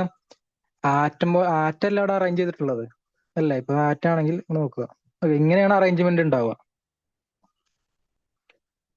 ഇതാണ് സിമ്പിൾ ക്യൂബിക്കിന്റെ കേസിൽ. ഓക്കെ, ഈ സെന്ററിൽ ഈ ലാറ്റിസ് പോയിന്റ് നമ്മൾ ഇവിടെ നോക്കുന്നത് എന്താ? ആ ന്യൂക്ലിയസ് ആണ് ഇവിടെ കൺസിഡർ ചെയ്യുന്നുള്ളൂ. എന്തായാലും ഇതിന് ചുറ്റുപാടുണ്ട്, ആറ്റം ഉണ്ടല്ലോ, അല്ലെങ്കിൽ മൊത്തത്തിൽ ആറ്റാണ്. അത് ഇവിടെ നോക്കുകയാണെങ്കിൽ ഇപ്പൊ ഇതിന്റെ ടോട്ടൽ ലെങ്ത് എത്രയാണ്? സിമ്പിൾ ക്യൂബിക്കിനെ സംബന്ധിച്ച് ഈ ലെങ്ത് അല്ലേ, ഇത് A അല്ലേ, ഇതാണ് A. ഇനി ഈ ചെറിയ ലെങ്ത് എന്താ? ഇതാണ് ആറ്റമിക് റേഡിയസ് അല്ലേ? അപ്പൊ നമുക്ക് ഇവിടെ പറയാൻ പറ്റും എന്താ? A ഈക്വൽ ടു എന്തിന് ഈക്വൽ ആണ്? A equal to 2 times atomic radius ആണ്. അത് ഞാൻ തിരിച്ച് എങ്ങനെ ഒന്ന് പഠിച്ചു വെക്കുക. ഒന്നെങ്കിൽ എന്റെ റിലേഷൻ പഠിക്കുക, അല്ലെങ്കിൽ റേഡിയസിന്റെ റിലേഷൻ പഠിക്കുക. A ആണെങ്കിൽ സിമ്പിൾ ക്യൂബിക്കിനെ സംബന്ധിച്ച് ആറ്റമിക് റേഡിയസും അതുപോലെ എഡ്ജ് ലെങ്ത് തമ്മിലുള്ള റിലേഷൻ എന്താണ്? A ഈക്വൽ ടു 2R ആണ്, അല്ലെങ്കിൽ R is equal to A/2. അടുത്തത് BCC ആണെങ്കിലോ? BCC ആണെങ്കിൽ നിങ്ങൾക്ക് അത് എങ്ങനെ അതിന്റെ ഡെറിവേഷനോ അല്ലെങ്കിൽ ആ മെത്തഡും പഠിക്കണ്ട, ജസ്റ്റ് ഓർത്ത് വെച്ചാൽ മതി. A equal to 4R/√3. ഇതാണ് എഡ്ജ് ലെങ്ത്തും അതുപോലെ ആറ്റമിക് റേഡിയസ് തമ്മിലുള്ള റിലേഷൻ. അല്ലെങ്കിൽ ഈ ആറിന്റെ ടേംസ് പറയുകയാണെങ്കിൽ BCCയിൽ ആറിന്റെ ടേംസ് പറയുകയാണെങ്കിൽ BCCയിൽ റേഡിയസ് ഈക്വൽ ടു എങ്ങനെയായിട്ട് പറയാൻ പറ്റും? √3A/4. അപ്പൊ എക്സാമിന് ഇങ്ങനെ ഡയറക്റ്റ് ഒക്കെ ചോദിക്കാറുണ്ട്. അപ്പൊ ഇത് എന്തായാലും കാണാപാഠം പഠിക്കുന്നത് നല്ലതാണ്. എന്ന് വെച്ചാൽ BCCയിൽ നമ്മൾ കണ്ടുപിടിക്കുമ്പോൾ അവിടെ ബോഡി ഡയഗണലൊക്കെ നോക്കി ആ ലെങ്ത് നോക്കിയിട്ടാണ്. ഇവിടെ ഇപ്പൊ ബോഡി ഡയഗണലിന്റെ ലെങ്ത് ഒക്കെ ഏകദേശം എത്ര വരുന്നത്? √3A ആണ് ബോഡി ഡയഗണലിന്റെ ലെങ്ത് വരിക. ഓക്കെ, നമ്മളിവിടെ ഇങ്ങനെ നോക്കുകയാണെങ്കിൽ ഇതിന്റെ ഒരു അറേഞ്ച്മെന്റ് ശരിക്കും വരുമ്പോൾ ഇവിടെ ഒരു ഫുൾ സെന്ററിൽ അത് വരും, പിന്നെ ആ കോർണറിലെ ആറ്റത്തിന്റെ പകുതിയും ഇവിടെ മുകളിലത്തെ കോർണറിന്റെ ആറ്റത്തിന്റെ പകുതി ആയിട്ടാണ് വരിക. അപ്പൊ ഈ ലെങ്ത്തുകള് BCC ആണെങ്കിൽ ഇത് 6, ഇത് നോക്കുകയാണെങ്കിൽ ഇത് 2R വരും അല്ലെ, ഇത് 6. ഇങ്ങനെയാണ് BCCന്റെ അറേഞ്ച്മെന്റ് ഉണ്ടാവുക. പിന്നെ ഈ ടോട്ടൽ ലെങ്ത് ഇത് നോക്കുകയാണെങ്കിൽ ഇതിൽ ഈ ടോട്ടൽ ലെങ്ത് ഇത് എത്രയാണ് വരിക? ഈ ലെങ്ത് വരുന്നത് ഈ ബോഡി ഡയഗണലിന്റെ ലെങ്ത് വരുന്നത് എത്രയാണ്? അത് √3A ആണ്. അപ്പൊ അങ്ങനെയാണ് നമുക്ക് ഇതിൽ നിന്ന് കിട്ടിയത്. √3A ഈക്വൽ ടു എന്തിന് ഈക്വൽ ആയിരിക്കും? നമ്മൾ നോക്കുകയാണെങ്കിൽ 4R എന്നാണ് വരിക അല്ലെ. അതായത് രണ്ടെണ്ണത്തിന്റെ പകുതിയും അതുപോലെ ഒന്ന് ഫുള്ളും ആണ് വരുന്നത് ലെങ്ത്. അപ്പം മൊത്തം എത്ര വരും? റേഡിയസ് 4R ആണ് വരിക. അതിൽ നിന്നാണ് നമുക്ക് എന്ത് കിട്ടിയത്? A ഈക്വൽ ടു 4R/√3 എന്ന് കിട്ടിയത്. മനസ്സിലായോ? ഇനി അടുത്തതാണ് FCC. FCCയിലാണെങ്കിലോ? FCCയിലാണെങ്കിൽ നമ്മൾ പറഞ്ഞു 8 പാർട്ടിക്കിൾസ് കോർണേഴ്സിലും പിന്നെ ബാക്കി 6 എങ്ങനെയാണ്? ബോഡി ഫേസിലുമാണ് കാണിക്കുന്നത് പറഞ്ഞു, അല്ലെ കാണുന്നത് പറഞ്ഞു. ഇനി ഇവിടെ നമ്മൾ നോക്കുമ്പോ എന്താണ്? ജസ്റ്റ് അതിന്റെ Aയും R തമ്മിലുള്ള റിലേഷൻ എന്താണ്? A ഈക്വൽ ടു 2√2R ആണ് വരുന്നത്. ഓക്കെ, അല്ലെങ്കിൽ നമുക്ക് വേറെ രീതിയിൽ ഇനി 4ന്റെ അല്ലെങ്കിൽ വേറെ രീതി പറയുകയാണെങ്കിൽ A ഈക്വൽ ടു എങ്ങനെ പറയാൻ പറ്റും? 4r/√2. നിങ്ങൾക്കിത് കമ്പയർ ചെയ്ത് പഠിക്കാൻ വേണ്ടി എളുപ്പമാണ്. അതായത് BCC ആണെങ്കിൽ 4r/√3, FCC ആണെങ്കിൽ A = 4r/√3. ഇതിനൊന്ന് അറേഞ്ച് ചെയ്തിട്ടാണ് എങ്ങനെ എന്ത് 2 അല്ലെങ്കിൽ നമുക്ക് എഴുതാം 2√2r എന്നും എഴുതാൻ പറ്റും. ഇത് മനസ്സിലായോ? അപ്പൊ FCCയും BCC മാറിപ്പോയത്. FCC ആണെങ്കിൽ 4r/√BCC ആണെങ്കിൽ 4r/√3, FCC ആണെങ്കിൽ 4r/√2 അല്ലെങ്കിൽ 2√2r ആണ് വരിക. ഇത് ഓക്കെ അല്ലേ?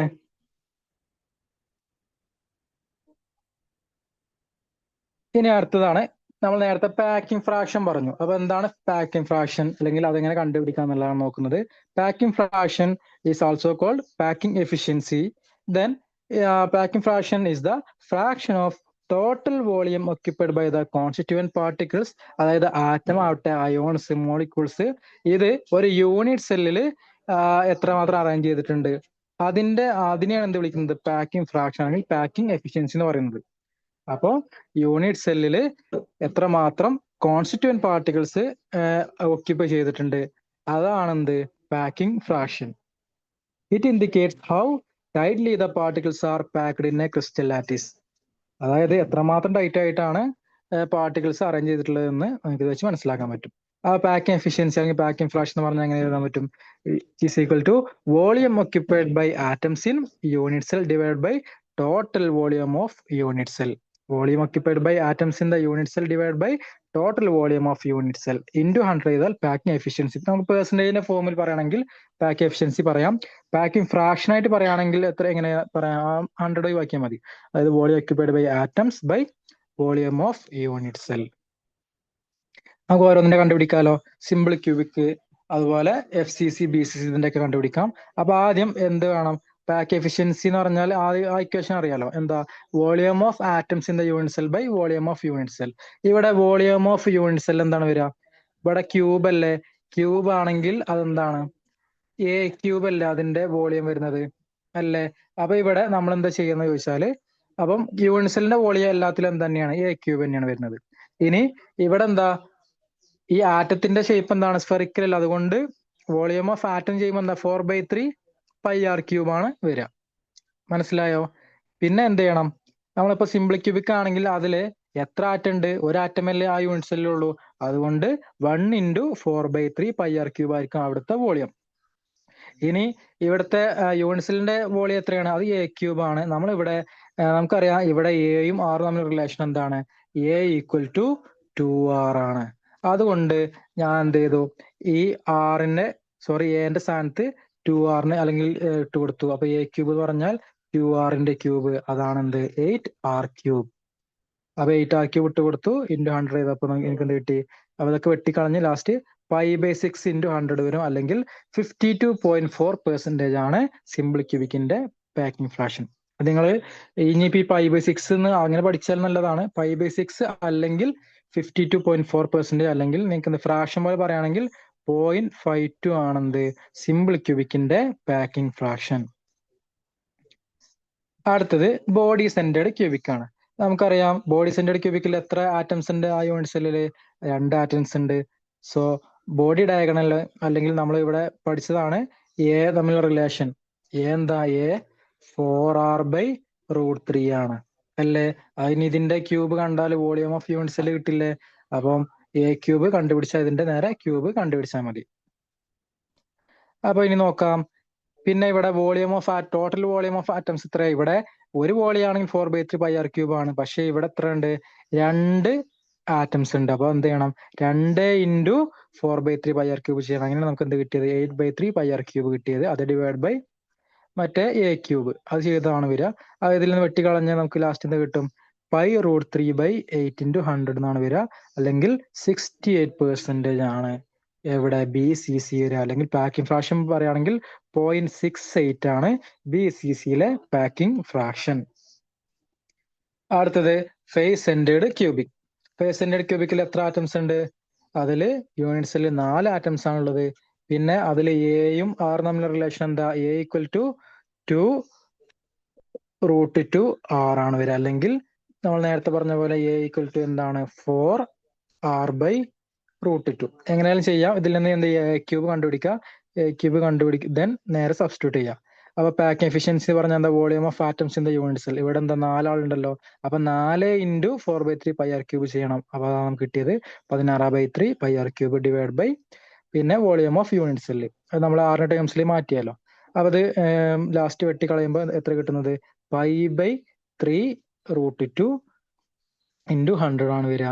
അതായത് ചെയ്യുമ്പോൾ 34%. ഓക്കെ, അത് നിങ്ങൾ എന്തായാലും ഈ പൈന്റെ ടേംസിലുള്ളതും പഠിക്കുക. അതിപ്പോ സിമ്പിൾ ക്യൂബിക് ആണെങ്കിൽ എത്രയാ വന്നത്, π/6 അല്ല വന്നത് അല്ലേ.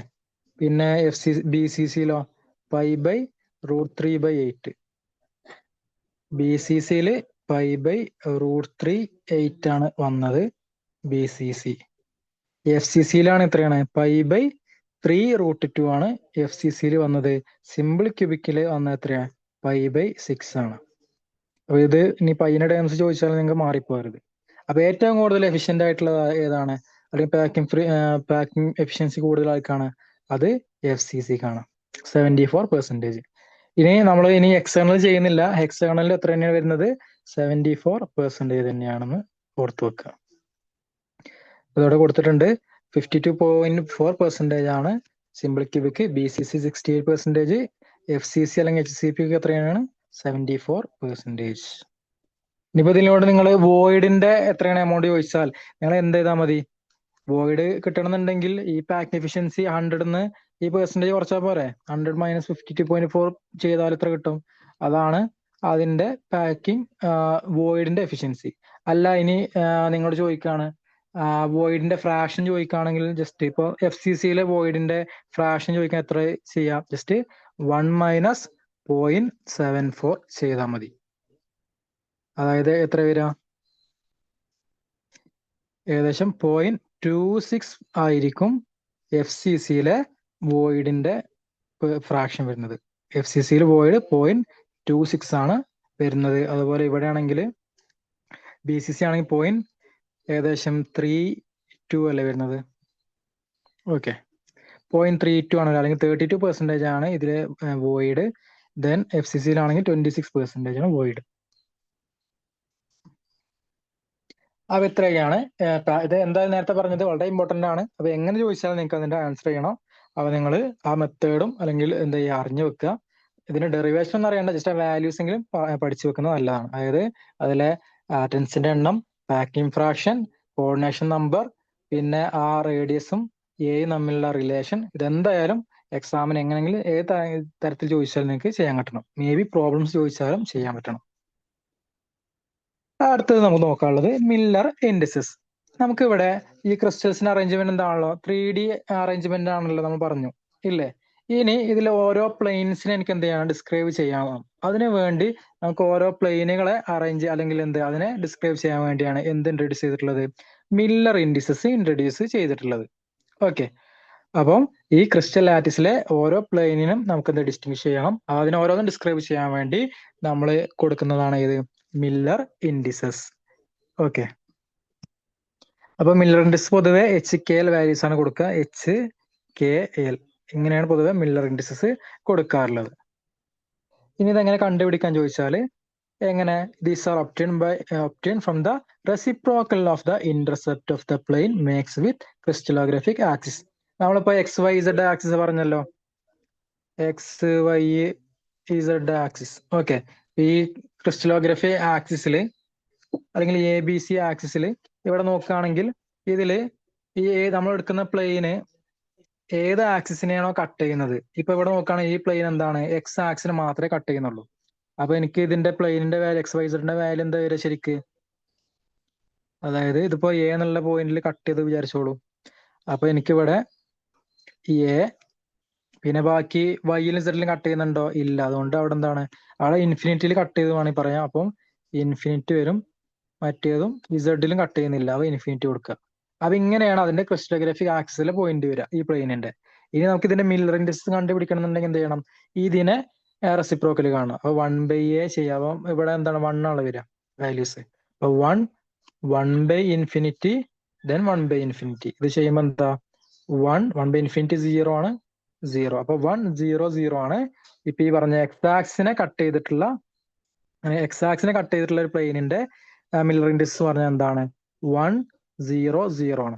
ഇനി വൈ ആക്സിനെ കട്ട് ചെയ്തിട്ടുള്ളതാണെങ്കിലോ, ഇപ്പോ വൈ ആക്സിനെ കട്ട് ചെയ്തിട്ടുള്ള ഒരു പ്ലെയിൻ ആണ് ഞാൻ കൺസിഡർ ചെയ്യുന്നതെങ്കിൽ, വൈ ആക്സിനെ കട്ട് ചെയ്തിട്ടുള്ള പ്ലെയിൻ ആണെങ്കിൽ ഇതിന്റെ മില്ലർ ഇൻഡിസസ് ഏതാണ് വരിക?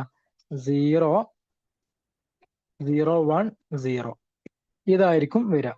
അങ്ങനെയെങ്കിൽ ഞാൻ ചോദിക്കട്ടെ, ഇസഡ് ആക്സിസ് ആണെങ്കിലോ 0 0 1 ആയിരിക്കും വരിക. മനസ്സിലായല്ലോ? അപ്പൊ നിങ്ങൾക്ക് ഏതിലാണ് ഇന്റർസെക്ട് ചെയ്യുന്നതെങ്കിൽ, അല്ലെങ്കിൽ ഏത് ആക്സിസുമായിട്ടാണ് ഇന്റർസെക്ട് ചെയ്യുന്നതെങ്കിൽ അതിന്റെ റെസിപ്രോക്കൽ കാണുക. എന്നിട്ട് എന്താ അതിനെ, ഇനി ചിലപ്പോൾ ഫ്രാക്ഷൻസ് വരികയാണെങ്കിൽ അതിനെ ഇന്റിജർ ആയിട്ട് മാറ്റണം. എന്നിട്ട് കിട്ടുന്നതാണ് ഏത്? Miller indices, HKL values. അപ്പൊ മില്ലർ ഇൻഡിസസ് കാണാൻ എക്സാം സ്ഥിരമായിട്ട് ചോദിക്കുന്നതാണ്. അപ്പം എങ്ങനെയൊക്കെയാണ് നോക്കുക, എങ്ങനെ കണ്ടുപിടിക്കാൻ ചോദിച്ചാൽ ആദ്യം എന്ത് ചെയ്യണം? ഇന്റർസെപ്റ്റ് ആദ്യം ആ പ്ലെയിനിലെ ഇന്റർസെപ്റ്റ് കണ്ടുപിടിക്കണം. ആ XYZ മില്ലർ ഇപ്പൊ സപ്പോസ് ഇവിടെ ഒരു എക്സാമ്പിൾ നോക്കുകയാണെങ്കിൽ, ഇപ്പൊ എന്റെ പ്ലെയിന് ഇങ്ങനെയാണ് കട്ട് ചെയ്യുന്നത് വിചാരിച്ചോളൂ. ഓക്കെ, അതായത് ഇങ്ങനെ ഈ രീതിയിലാണ് കട്ട് ചെയ്യുന്നതെങ്കിൽ, അതായത് എക്സ് ആക്സിസിനെയും വൈ ആക്സിനെയും കട്ട് ചെയ്യുന്നുണ്ട്. ഓക്കെ, ഇസഡ് ആക്സിനെ കട്ട് ചെയ്യുന്നില്ല. അങ്ങനെയെങ്കിൽ അതിന്റെ മില്ലർ ഇൻഡിസസ് എങ്ങനെ കണ്ടുപിടിക്കും ചോദിച്ചാൽ, നമ്മൾ ആദ്യം എന്ത് ചെയ്യണം? ഇവിടെ ഏതൊക്കെ ആക്സിലാണ് കട്ട് ചെയ്യുന്നത് എന്നുള്ളത് ആ ഇന്റർസെപ്റ്റ് നമ്മൾ കണ്ടുപിടിക്കണം. ഇവിടെ ഇപ്പൊ എയിലും ഇവിടെ ബിയിലുമാണ് കട്ട് ചെയ്യുന്നതെങ്കിൽ ഇത് ശരിക്കും അതിൻ്റെത് വരിക എ ബി ഇൻഫിനിറ്റ് സി എന്നാണ് ഇതിന്റെ നമുക്ക് എഴുതാൻ പറ്റുക ഈ പ്ലെയിനിന്റെ. ഇനി ഇതിന്റെ റെസിപ്രോക്കൽ കാണണ്ടേ? ഇതിന്റെ റെസിപ്രോക്കൽ കാണണം. അപ്പോൾ നോക്കുകയാണെങ്കിൽ റെസിപ്രോക്കൽ കാണുമ്പം 1 1/1 1/1 ദെൻ 1/ഇൻഫിനിറ്റി എന്നാണ് വരിക. അതായത് 1 1 1 1 1/ഇൻഫിനിറ്റി 0 അല്ലേ? അപ്പൊ 1 1 0 ആയിരിക്കും എന്ത്? നമ്മളെ എക്സ് ആക്സിന് വൈ ആക്സിന് കട്ട് ചെയ്തിട്ടുള്ള ഒരു പ്ലെയിൻ ആണെങ്കിൽ നമുക്ക് 1 1 0 ആണ് വരിക. അപ്പൊ അങ്ങനെയെങ്കിൽ ഇത് നോക്കൂ, 0 1 1 എന്ന് പറഞ്ഞാൽ എന്താ? അതിനർത്ഥം എന്താ? ഇതാണ് മില്ലർ ഇൻഡിസസ് എങ്കിൽ ഇത് നിങ്ങൾക്ക് പറഞ്ഞുകൂടെ ഇത് അവിടെ കട്ട് ചെയ്തിട്ടുണ്ടാവുക. ഇത് കട്ട് ചെയ്യുന്നത് വൈ ആക്സിസിലും ഇസഡ് ആക്സിസിലും എന്ത് കട്ട് ചെയ്യുന്നുണ്ട്, അതുപോലെ എക്സ് ആക്സിൽ എന്താണ് കട്ട് ചെയ്യുന്നില്ല. അപ്പൊ ആദ്യം കണ്ടുപിടിക്കണം എന്താ? ഫൈൻഡ് ഇന്റർസെപ്റ്റ് കണ്ടുപിടിക്കുക, പിന്നെ അതിന്റെ റെസിപ്രോക്കൽ കാണണം. ഇനി അതിൽ ഫ്രാക്ഷൻ ഉണ്ടെങ്കിൽ നമ്മൾ എന്ത് ചെയ്യുക? അതിന്റെ LCM കണ്ടുപിടിച്ചിട്ട് അതിനെ മൾട്ടിപ്ലൈ ചെയ്യണം. ഓക്കെ, ആ ഫ്രാക്ഷൻസ് ക്ലിയർ ചെയ്യുക. പിന്നെ ഈ HKL എന്നുള്ള കോമൺ ഇടേണ്ട ആവശ്യമില്ല, ജസ്റ്റ് HKL. നമ്മളിപ്പോ 1 2 3 ആണെങ്കിൽ ജസ്റ്റ് എന്ത് ചെയ്യുക? ഇങ്ങനെ കോമ ഇടാണ്ട് ബ്രാക്കറ്റിൽ കൊടുത്താൽ എന്തായി? മില്ലർ ഇൻഡിസസ് ആയി. ഒരു എക്സാമ്പിൾ നോക്കാം. A plane cuts the axis at x equal to a, y equal to 2b, z equal to infinity. നമുക്കിപ്പോൾ ഒരു പ്ലെയിൻ കട്ട് ചെയ്ത crystallography axial XYZ axial cut ചെയ്ത ഒരു കാര്യം തന്നിട്ടുള്ളത്, എക്സിൽ എയിലും വൈയിൽ 2bയിലും കട്ട് ചെയ്തു, ഇസഡില് ഇൻഫിനിറ്റിയാണ് കട്ട് ചെയ്തിട്ടുള്ളത്. ഇസഡിൽ കട്ട് ചെയ്തില്ല എന്നർത്ഥം. അങ്ങനെയെങ്കിൽ ഇതിന്റെ ഇന്റർസെപ്റ്റ് കണ്ടുപിടിക്കണ്ടേ? അപ്പൊ ഇതിന്റെ ഇന്റർസെപ്റ്റ് ഏതൊക്കെ വരാം? എയിൽ കട്ട് ചെയ്ത് പറഞ്ഞാൽ 1 എക്സില്, ഇനി വൈയിലോ? വൈയിൽ 2bയിലാണ്, അപ്പം 2. അടുത്തത് ഇസഡിൽ കട്ട് ചെയ്തോ? ഇല്ല, അപ്പൊ ഇൻഫിനിറ്റി. നമുക്ക് എന്ത് കിട്ടി? ഇന്റർസെപ്റ്റ് കിട്ടി. ഇനി ഇതിന്റെ റെസിപ്രോക്കൽ കാണണം. റെസിപ്രോക്കൽ കാണുമ്പോൾ എന്ത് വരും? 1ന്റെ റെസിപ്രോക്കൽ 1, ദെൻ 1/2 2ൻ്റെത് 1/2 1/ഇൻഫിനിറ്റിന് ചെയ്യുമ്പോൾ 0. 1 1/2 0 കിട്ടി. അപ്പൊ ഇനി എന്ത് ചെയ്യുക? ഇതിപ്പോ ഒരു ഫ്രാക്ഷൻ പോലെ അല്ല, ഇതിന് എന്ത് ചെയ്യണം? ഇതിന്റെ LCM കൊണ്ട് മൾട്ടിപ്ലൈ ചെയ്യുക, അല്ലെങ്കിൽ ഇതിനെ ഇന്റിജർ ആക്കി മാറ്റാം. അപ്പൊ 2 കൊണ്ട് മൾട്ടിപ്ലൈ ചെയ്താൽ പോരെ? അപ്പൊ ത്രൂ ഔട്ട് 2 കൊണ്ട് മൾട്ടിപ്ലൈ ചെയ്യുമ്പോൾ 2 1 0 ഇങ്ങനെയാണ് കിട്ടുക. അപ്പൊ മില്ലർ ഇൻഡിസസ് എത്ര വരും? 2 1 0 എന്ന് വരും. ഓക്കെ അല്ലേ? ഇനിയിപ്പോ എന്റെ ആക്സിസ് ഇപ്പൊ നോക്കൂ, X equal to A, Y equal to B, Z equal to C. ഇങ്ങനെയാണ് ഇപ്പൊ എന്റെ പ്ലെയിന് തന്നെങ്കിൽ എനിക്ക് ഇതിന്റെ ക്രിസ്റ്റലോഗ്രാഫിക് അല്ലെങ്കിൽ ഇതിന്റെ മില്ലർ ഇൻഡിസസ് കണ്ടുപിടിച്ചൂടെ? കണ്ടുപിടിക്കാൻ പറ്റും. ഇവിടുത്തെ ഇന്റർസെപ്റ്റുകൾ ഏതൊക്കെയാണ്? 1 1 1 ആണ് വരിക അല്ലേ? ദെൻ ഇതിന്റെ റെസിപ്രോക്കൽ എടുത്താൽ 1 തന്നെയാണ് വരുന്നത്. സോ മില്ലർ ഇൻഡിസസ് എത്ര തന്നെയായിരിക്കും? 1 1 1 ആയിരിക്കും. അതിനർത്ഥം എന്താ? ഈ 1 1 പ്ലെയിന് 3 1 ആണെങ്കിൽ ഇത് 3 എന്താ? ഈ മില്ലർ ഇൻഡിസസിന്റെ ഈ പ്ലെയിന് എക്സ് ആക്സിനും വൈ ആക്സിലും ഇസഡ് ആക്സിലും എന്ത് ചെയ്യുന്നുണ്ട്? ഇന്റർസെപ്റ്റ് ചെയ്യുന്നുണ്ട് എന്ന് ഊഹിക്കാം. മനസ്സിലായല്ലോ? അവ ഏത് കിട്ടിക്കഴിഞ്ഞാലും നിങ്ങൾക്ക് അതിൽ നിന്ന് അതിന്റെ മില്ലർ ഇൻഡിസസ് കാണാൻ ബുദ്ധിമുട്ടില്ല. ജസ്റ്റ് എന്ത് ചെയ്താൽ മതി? അതിന്റെ ഇന്റർസെപ്റ്റ് കണ്ടുപിടിക്കുക, റെസിപ്രോക്കൽ കാണുക, ദെൻ റെസിപ്രോക്കൽ കണ്ടിട്ട് ഫ്രാക്ഷൻ ഉണ്ടെങ്കിൽ അതിനെന്ത് ചെയ്യണം? LCM കൊണ്ട് മൾട്ടിപ്ലൈ ചെയ്ത് അതിനെ ഇന്റിജർ ആക്കി മാറ്റുക. ദെൻ പിന്നെ അതിനെ ബ്രാക്കറ്റിൽ എഴുതി കഴിഞ്ഞാൽ എന്തായി? മില്ലർ ഇൻഡിസസ് കിട്ടി. ഇനി മില്ലർ ഇൻഡിസസിന്റെ ഒരു സിഗ്നിഫിക്കൻസ് ചോദിച്ചാൽ ഈ HKL വാല്യൂസ് കിട്ടി കഴിഞ്ഞാൽ നമുക്ക് എന്ത് അതിന്റെ ഇന്റർപ്ലെയിനർ ഡിസ്റ്റൻസ് ഒക്കെ നമുക്ക് സിമ്പിൾ ആയിട്ട് കണ്ടുപിടിക്കാൻ പറ്റും. എയും HKL വാല്യൂസ് അറിഞ്ഞു കഴിഞ്ഞാൽ അതിൽ നിന്ന് ഇന്റർപ്ലെയിനർ ഡിസ്റ്റൻസ് കണ്ടുപിടിക്കാം. ഇപ്പൊ ഒരു ക്യൂബിക് ക്രിസ്റ്റൽ സിസ്റ്റം ആണെങ്കിൽ അതിങ്ങനെ DHKL വാല്യൂസ് എന്ന് പറഞ്ഞാൽ അതാണ് ഇന്റർപ്ലെയിനർ ഡിസ്റ്റൻസ്. അതെന്ന് പറഞ്ഞാൽ എങ്ങനെ? It is equal to a/√h² plus k² plus l² ആണ് വരിക. ഈ ഇക്വേഷൻ ഓർത്ത് വെക്കുക. ചിലപ്പോൾ ഡയറക്റ്റ് ആയിട്ട് എന്ത് ചോദിക്കാം, അല്ലെങ്കിൽ relation between HKL and interplanar distance. A എന്നുള്ളത് എന്താ? ആ ക്യൂബിക്കിന്റെ ആകുമ്പോൾ ആ എഡ്ജ് ലെങ്ത് ആണല്ലോ, അതെല്ലാത്തിനും സെയിം അല്ലേ. a/√h² plus k² plus l² ആണ് വരിക. ഒരു എക്സാമ്പിൾ നോക്കൂ. ഇപ്പൊ നമ്മുടെ യൂണിറ്റ് സെല്ല് 1 മില്ലർ ഇൻഡിസസ് തന്നു. 1 പ്ലെയിൻ ആണ് അതിന്റെ മില്ലർ ഇൻഡിസസ് തന്നു. അങ്ങനെയെങ്കിൽ അതിന്റെ ആ ക്യൂബിക് സിസ്റ്റത്തിന്റെ ഇന്റർ പ്ലെയിനർ ഡിസ്റ്റൻസ് എത്ര വരും? അത് ചെയ്യാൻ ബുദ്ധിമുട്ടില്ല. a/√1² plus 1² plus 1². ഇതിലിപ്പോ ഇത് HKL അല്ലേ, അപ്പം 1² പ്ലസ് 1² പ്ലസ് 1². അപ്പൊ എത്ര? a/√3 എന്നാണ് D11 പ്ലെയിനിന്റെ അല്ലെങ്കിൽ 111 പ്ലെയിനിന്റെ ഇന്റർ പ്ലെയിനർ ഡിസ്റ്റൻസ് പറഞ്ഞാൽ എത്രയാണ്? a/√3 ആണ്. അങ്ങനെ ഏത് കിട്ടിക്കഴിഞ്ഞാലും നിങ്ങൾ ഈ ഇക്വേഷൻ വെച്ച് ചെയ്താൽ മതി, സിമ്പിൾ ആണ്. ഇനി അടുത്തതാണ് ഇതിലെ ഇമ്പോർട്ടന്റ് ആയിട്ടുള്ള ലോ ആണ് ഇത്, ബ്രാഗ്സ് ലോ. ബ്രാഗ്സ് ലോ കണ്ടുപിടിച്ചത് WH ബ്രാഗ് അതുപോലെ WL ബ്രാഗ് ആണ്. ഇവർക്ക് നോബൽ പ്രൈസ് കിട്ടിയിട്ടുണ്ട്, അച്ഛനും മകനുമാണ്.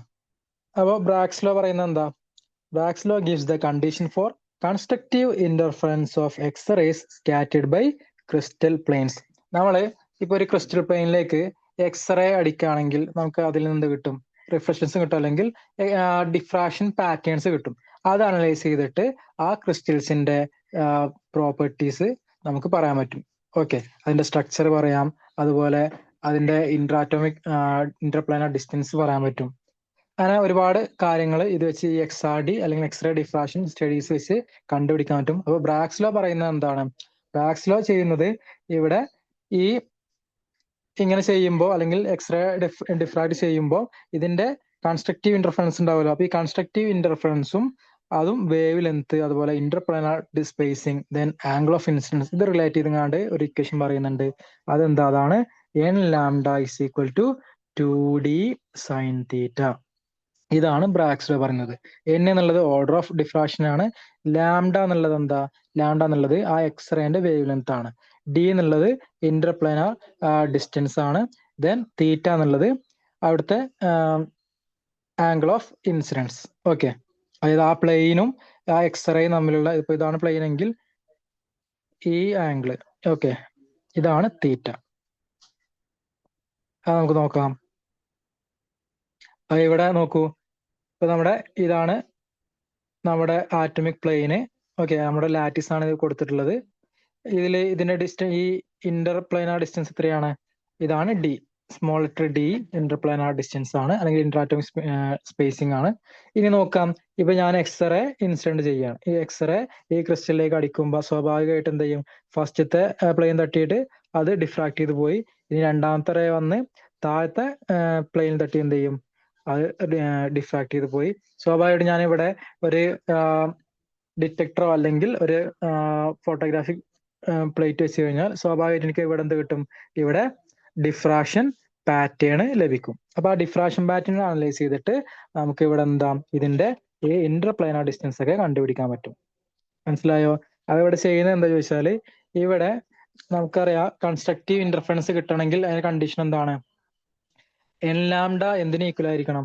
n λ ഈക്വൽ ടു, അല്ലെങ്കിൽ എന്തിന് ഈക്വൽ ആയിരിക്കണം? ഇതിന്റെ ഈ വന്ന ഇൻസിഡന്റ് റേന്റെ പാത്ത് ഡിഫറൻസിന് ഈക്വൽ ആയിരിക്കണം. ഓക്കെ, പാത്ത് ഡിഫറൻസിന് ഈക്വൽ ആയി, അല്ലെങ്കിൽ path difference equal to n λ. Integral multiple of lambda ആണെങ്കിൽ എന്തിന് ഈക്വൽ ആയിരിക്കുക? പാത്ത് ഡിഫറൻസ് ആണെങ്കിൽ നമുക്ക് ഇവിടെ എന്ത് കിട്ടും? കൺസ്ട്രക്റ്റീവ് ഇന്റർഫറൻസ് ലഭിക്കും.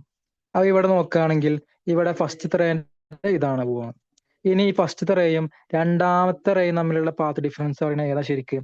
അത് ഏതാണ്? ഇതല്ലേ? ഇത്രയും ഏരിയ അല്ലേ? ഇത്രയും ഏരിയ ആണ് പാത്ത് ഡിഫറൻസ് ആയി വരുന്നത്. അതായത് ഈ ഡിസ്റ്റൻസ്. ഓക്കെ, ഈ ഡിസ്റ്റൻസ്. അപ്പൊ ഈ ഡിസ്റ്റൻസ് എത്രയാണത്? D sine theta. ഇതും ഡി സൈൻ തീറ്റ. അപ്പൊ ഇവിടുത്തെ പാത്ത് ഡിഫറൻസ് എത്രയാണ്? 2d സൈൻ തീറ്റ. ഈ 2d സൈൻ തീറ്റ എന്തിന് ഈക്വൽ ആയിരിക്കണം? അത് n ലാംഡയ്ക്ക് ഈക്വൽ ആയാലേ എന്ത് കിട്ടുള്ളൂ? കൺസ്ട്രക്റ്റീവ് ഇന്റർഫറൻസ് ലഭിക്കുള്ളൂ. മനസ്സിലായല്ലോ? അപ്പൊ ഇതാണ് ബ്രാഗ്സ് ലോ പറയുന്നത്. അതിന്റെ മെത്തേഡ് പറയുന്നത് എന്താ? When a beam of X-ray is incident on a set of parallel atomic planes separated by distance d, the X-rays are scattered or reflected by atoms in different planes. അതായത് ആ പ്ലെയിനിൽ തട്ടി അതെന്ത് ചെയ്യും? എക്സ്റേസ് ഡിഫ്രാക്ട് ചെയ്ത് പോയി.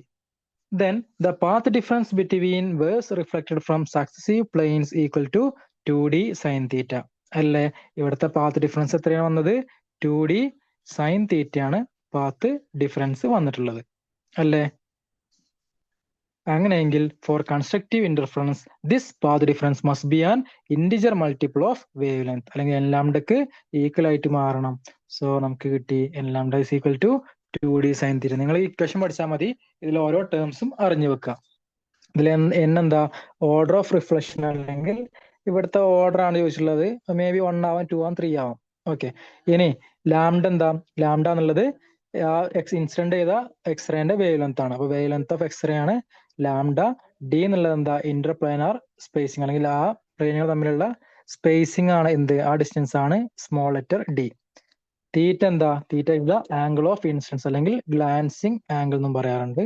ഓക്കെ, തീറ്റ എന്ന് പറഞ്ഞാൽ ആംഗിൾ ഓഫ് ഇൻസിഡൻസ് അല്ലെങ്കിൽ ഗ്ലാൻസിങ് ആംഗിൾ. അതായത് ആ പ്ലെയിനും ആ ഇൻസിഡന്റ് റേയും തമ്മിലുള്ള ആംഗിൾ ആണ് തീറ്റ. പിന്നെ 2 തീറ്റ എന്ന് പറയുന്നത് എന്താ? ഇവിടുത്തെ ഡിഫ്രാക്ഷൻ ആംഗിൾ. നമ്മൾ എക്സ്പെരിമെന്റിൽ മെഷർ ചെയ്യുന്നത് ശരിക്ക് 2 തീറ്റ ആണ്. 2 തീറ്റ ഡിഫ്രാക്ഷൻ ആംഗിൾ അല്ലെങ്കിൽ ഡിഫ്രാക്റ്റഡ് ആംഗിൾ ആണ് 2 തീറ്റ. നമ്മളിവിടെ എക്സ്ആർഡി സ്റ്റഡീസിൽ, എക്സ്റേ ഡിഫ്രാക്ഷനിൽ നമ്മൾ ഗ്രാഫ് വരക്കുമ്പോൾ എക്സ് ആക്സിസിൽ ഈ ആംഗിൾ ഓഫ് ഡിഫ്രാക്ഷൻ അല്ലെങ്കിൽ 2 തീറ്റയും വൈ ആക്സിസിൽ ഇന്റൻസിറ്റി ആണ് മെഷർ ചെയ്യുക. ആ ഡിഫ്രാക്ഷൻ പാറ്റേണിന്റെ ഇന്റൻസിറ്റി മെഷർ ചെയ്യും. മനസ്സിലായോ?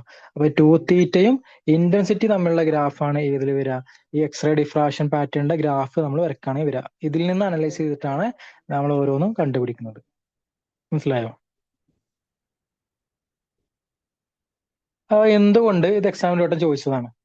എന്തുകൊണ്ട് എക്സ്റേസ് ഈ ക്രിസ്റ്റൽസിന്റെ സ്റ്റഡീസിന് വേണ്ടി എക്സ്റേ എന്തുകൊണ്ട് യൂസ് ചെയ്യുന്നു ചോദിച്ചാൽ, നമ്മളിപ്പോ എക്സ്റേന്റെ വേവ് ലെങ്ത് നോക്കൂ. എക്സ്റേസിന്റെ വേവ് ലെങ്ത് വരുന്ന ഏകദേശം എത്രയാ?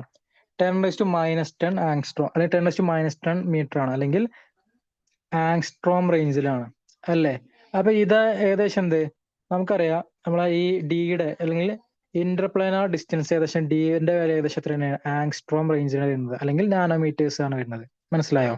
അപ്പൊ പൊതുവെ 1 to 2 അല്ലെങ്കിൽ 3 ആങ്സ്ട്രോം ഒക്കെ തന്നെ ഏത് വരിക? ഈ ഇന്റർപ്ലാനാർ ഡിസ്റ്റൻസ് ഡി വരുന്നത്. മനസ്സിലായോ? അപ്പൊ അതെന്തിനീ കമ്പയറബിൾ ആണ്? അത് ഈ എക്സ്റേന്റെ വേവ് ലെങ്ത്തിന് കമ്പയറബിൾ ആണ്. ഓക്കെ, അത് നാനോമീറ്ററിൽ മെഷർ ചെയ്യാറുണ്ട്. പൊതുവെ നാനോമീറ്ററിലാണ് നമ്മൾ കണക്ക് കൂട്ടാറുള്ളത്. അല്ലെങ്കിൽ ആങ്സ്ട്രോമിൽ പറയുകയാണെങ്കിൽ എന്ത് തന്നെയാണ്? നമുക്ക് എക്സ്റേസിന്റെ വേവ് ലെങ്ത് എന്തുമായിട്ട് കമ്പയറബിൾ ആണ്? Wavelength of X rays comparable to the spacing between atoms, അല്ലെങ്കിൽ ഇവിടെ ലാംഡയും ഡിയും അപ്രോക്സിമേറ്റ്ലി എന്ത് തന്നെയാണ്? അത് കമ്പയറബിൾ ആയതുകൊണ്ടാണ് എക്സ്റേ ഡിഫ്രാക്ഷൻ അല്ലെങ്കിൽ ക്രിസ്റ്റൽസിന്റെ സ്റ്റഡീസിന് വേണ്ടി നമ്മൾ എക്സ്റേസ് യൂസ് ചെയ്യുന്നത്. ഓക്കെ അല്ലേ? നമ്മളിപ്പോ വിസിബിൾ ലൈറ്റ് ഒന്ന് യൂസ് ചെയ്ത് കഴിഞ്ഞാൽ നമുക്കത് കിട്ടില്ല. കാരണം എന്താ? വിസിബിൾ ലൈറ്റ് ഒക്കെ നോക്കുക, അതിന്റെ റേഞ്ച് എത്രയാണ് വരുന്നത്? ഇവിടെ നിങ്ങൾക്ക് നോക്കിയാൽ മനസ്സിലാവും. ഏകദേശം കണ്ടോ, 10⁻8 10⁻6 ഒക്കെ ഇടയിലായിട്ടാണ് അത് വരുന്നത്. നമുക്കറിയാലോ 400 നാനോമീറ്റർ മുതൽ 700 നാനോമീറ്റർ റേഞ്ചിലാണല്ലോ പൊതുവെ വിസിബിൾ ഒക്കെ വരുന്നത്. പക്ഷെ ഇതും നമ്മൾ മറ്റേ ആറ്റം സ്പേസിങ് കമ്പയർ ചെയ്യുമ്പോൾ എന്താണ്? ഇത് വളരെ വലിയ വാല്യൂ ആണ്. അതുകൊണ്ട് നമുക്ക് ഒരിക്കലും അത്രയും ചെറിയത് മെഷർ ചെയ്യാൻ കഴിയില്ല. അപ്പൊ അതാണ് അതിന്റെ reason. X-rays are ideal for studying crystal structure because their wavelength is comparable to the spacing between atoms in crystals. എന്നാലാണ് ഡിഫ്രാക്ഷൻ പാറ്റേൺ കറക്റ്റ് കിട്ടുള്ളൂ. ഒരു എക്സാമ്പിൾ ഇത് വെച്ച് എക്സാമിന് ഒരുപാട് പ്രോബ്ലംസ് ചോദിച്ചിട്ടുണ്ട്. അപ്പം പ്രോബ്ലംസ് വരുന്ന ഇതിൽ നിന്ന് വരുന്നതാണോ? ഒന്ന് ഫ്രാക്ഷൻ ഭാഗത്തുനിന്ന് പ്രോബ്ലം വരാം, അല്ലെങ്കിൽ ഈ വേവ് ലെങ്ത് ബ്രാഗ്സ് ലോ യൂസ് ചെയ്തിട്ട് ഒന്നെങ്കിൽ വേവ് ലെങ്ത് കണ്ടുപിടിക്കാനോ അല്ലെങ്കിൽ തീറ്റ കണ്ടുപിടിക്കാനോ അല്ലെങ്കിൽ ഇന്റർ പ്ലെയിനർ ഡിസ്റ്റൻസ് കണ്ടുപിടിക്കാനൊക്കെ ചോദ്യങ്ങൾ പ്രതീക്ഷിക്കാം. അപ്പൊ ഇവിടെ തന്നിട്ടുണ്ട് എക്സ്റേന്റെ wavelength lambda equal to 1.54 angstrom ആണ്. ഇനി ഇൻസിഡന്റ് ആംഗിൾ തീറ്റ 20 ഡിഗ്രി തന്നിട്ടുണ്ട്. പിന്നെ ഇവിടുത്തെ ഡിഫ്രാക്ഷൻ അത് എത്രയാണ്? ഫസ്റ്റ് ഓർഡർ ഡിഫ്രാക്ഷൻ ആണ് തന്നിട്ടുള്ളത്. അങ്ങനെയെങ്കിൽ എന്നിന്റെ വാല്യൂ 1 വരും. സോ നമുക്കറിയാം L lambda equal to 2d sine theta ആണല്ലോ. അപ്പൊ അതിൽ നിന്ന് ഡി ഈക്വൽ ടു എന്ത് വരും? D is equal to N lambda by 2 sine theta. n 1 ആണല്ലോ, ലാംഡ 1.54 ആണ്, ദെൻ 2 സൈൻ 20. ഇത് ചെയ്യുമ്പോൾ 2.25 ആങ്സ്ട്രോം ആണ് നമുക്ക് കിട്ടുന്ന വാല്യൂ. മനസ്സിലായല്ലോ? അപ്പം ലാംഡ എത്രയാണ്? 2.25 ആണ് നമുക്ക് ഡിയുടെ വാല്യൂ വരുന്നത്. അതിന് എക്സാമിനൊക്കെ അഥവാ നിങ്ങൾക്ക് എന്ത് ഇനി ഒന്നും ചെയ്യാറില്ലെങ്കിൽ ഓപ്ഷൻസ് മേ ബി ചിലപ്പോൾ കിട്ടാം. അതായത് ഇപ്പൊ നിങ്ങളുടെ ഓപ്ഷൻസ് ഇപ്പൊ ഇവിടെ ലാംഡ വേഗത്ത് എത്രയാണ്? 1.54 ആങ്സ്ട്രോമിൽ വരുന്നത്. അപ്പൊ ഏകദേശം എന്ത് 1 to 2 അല്ലെങ്കിൽ 3 ആ റേഞ്ചിലൊക്കെയാണ് ആര് വരിക? ഡിന്റെ വാല്യൂ പൊതുവെ വരാറുള്ളത്. അല്ലാണ്ട് ചിലപ്പോൾ എക്സാം ഓപ്ഷൻസ് നിങ്ങൾക്ക് 6 ആങ്സ്ട്രോം അല്ലെങ്കിൽ 0.1 ആങ്സ്ട്രോം 2.2 ആങ്സ്ട്രോം ഒക്കെ തരികയാണെങ്കിൽ നിങ്ങൾ എന്ത് ചെയ്യുക? ഏകദേശം 2ന്റെ റേഞ്ചിലുള്ളതൊക്കെ എടുത്താൽ മതിയാവും. എപ്പോഴും കറക്റ്റ് ആണെന്നില്ല. നിങ്ങൾ ഒന്നും ചെയ്യാറാത്തവര് ആ ഒരു ഓപ്ഷൻ എടുത്താൽ മേ ബി കറക്റ്റ് ആവും. പിന്നെ തീറ്റയും ഡിയും തമ്മിലുള്ള റിലേഷൻ നിങ്ങൾ ഓർത്തു വെക്കുക. അതായത് നമുക്കിപ്പോ ഡി ഈക്വൽ ടു എന്താണ്? ഡി ഈക്വൽ ടു കിട്ടിയത് എൻ ലാംഡ ബൈ 2 വേണ്ട എൻ ലാംഡ ബൈ 2 സൈൻ തീറ്റ.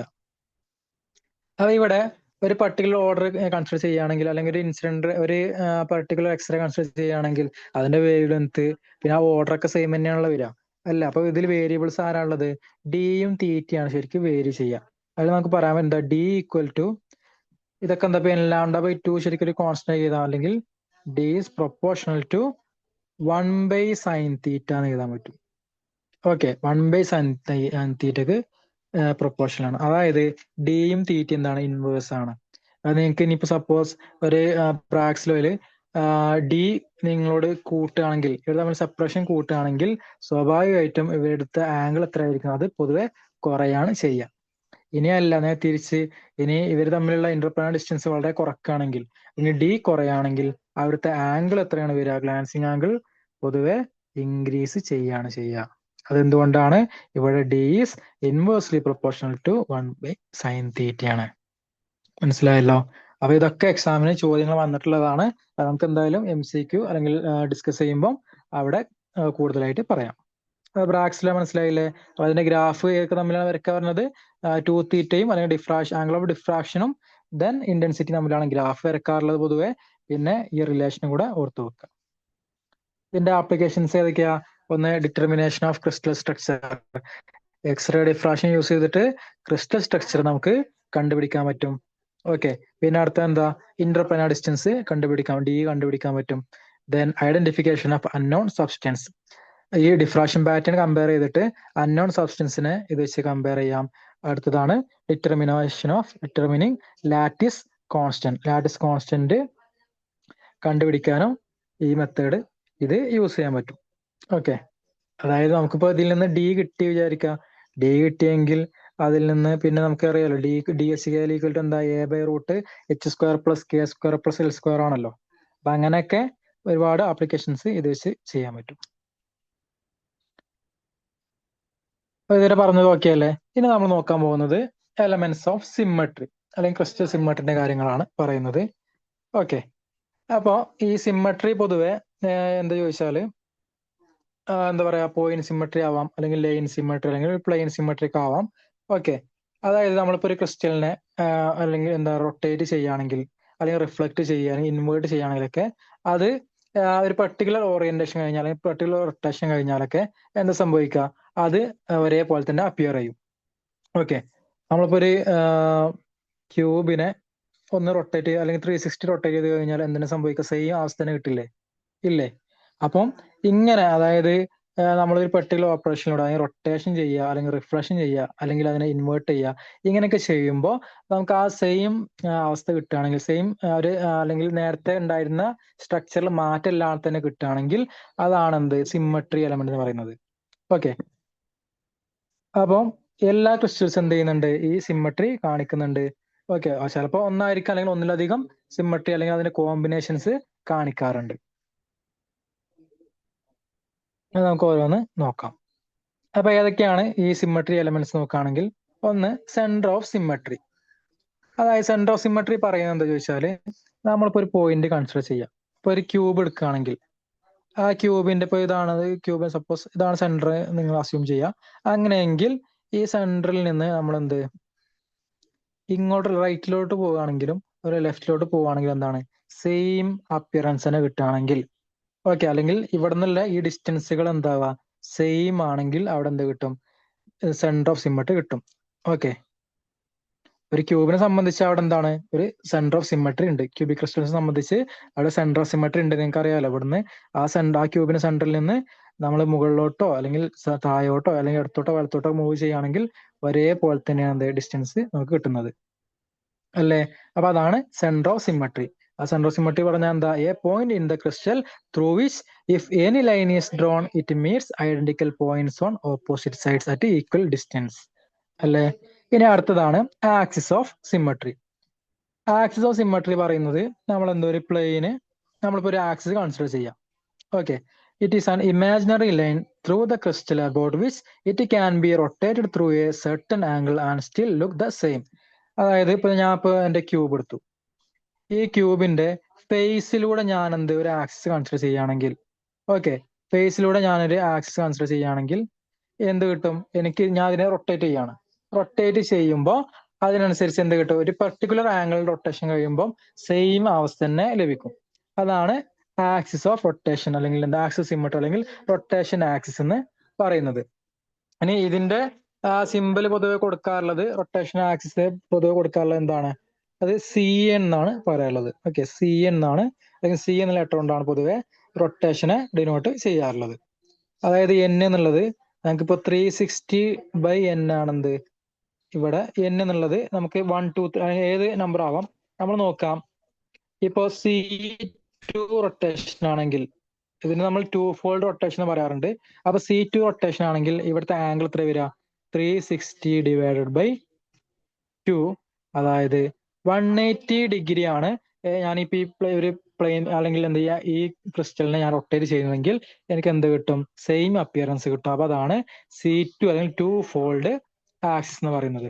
ഇനി 3 ആണെങ്കിലോ, C3 ആക്സിസ് ആണെങ്കിലോ, C3 ആക്സിസ് ആണെങ്കിൽ അവിടെ എന്താ വരിക, അവിടെ നോക്കുകയാണെങ്കിൽ 360/3 ഏകദേശം 120 ഡിഗ്രിയിലാണ് റൊട്ടേറ്റ് ചെയ്യുന്നതെങ്കിൽ അവിടെ സെയിം അപ്പിയറൻസ് തന്നെ ലഭിക്കുകയാണെങ്കിൽ, അല്ലെങ്കിൽ 120 ഡിഗ്രി ഞാൻ റൊട്ടേറ്റ് ചെയ്യുമ്പോൾ എനിക്ക് സെയിം അപ്പിയറൻസ് തന്നെ ലഭിക്കുകയാണെങ്കിൽ അതിനെന്തുണ്ട്, C3 ആക്സിസ് ഓഫ് സിമ്മട്രി ഉണ്ട് എന്ന് പറയാൻ പറ്റും.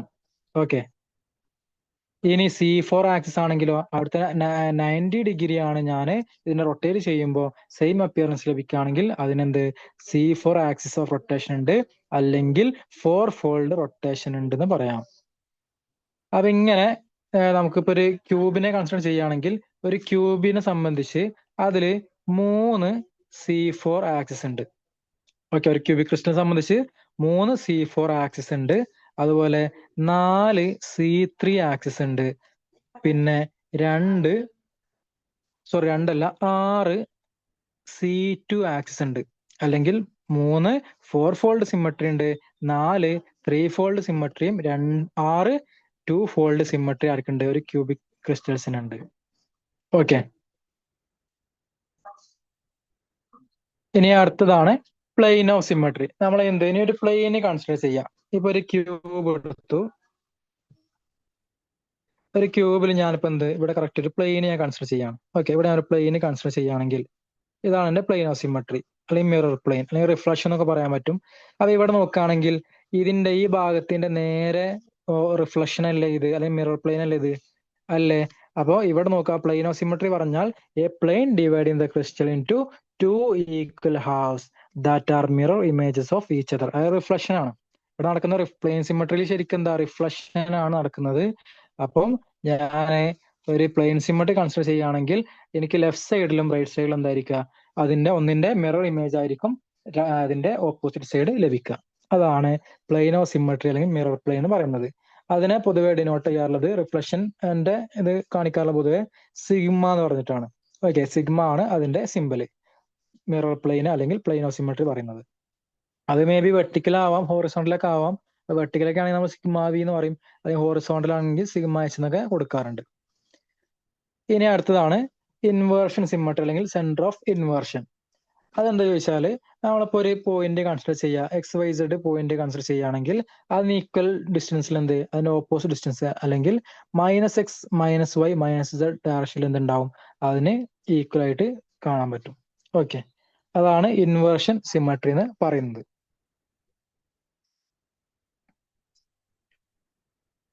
A crystal may possess multiple symmetry elements simultaneously. അതായത് ഒരു ക്രിസ്റ്റൽസിന് മേ ബി ഒന്നോ അല്ലെങ്കിൽ ഒന്നിലധികമോ ക്രിസ്റ്റൽ സിമെട്രി എന്ത് കാണാൻ പറ്റും.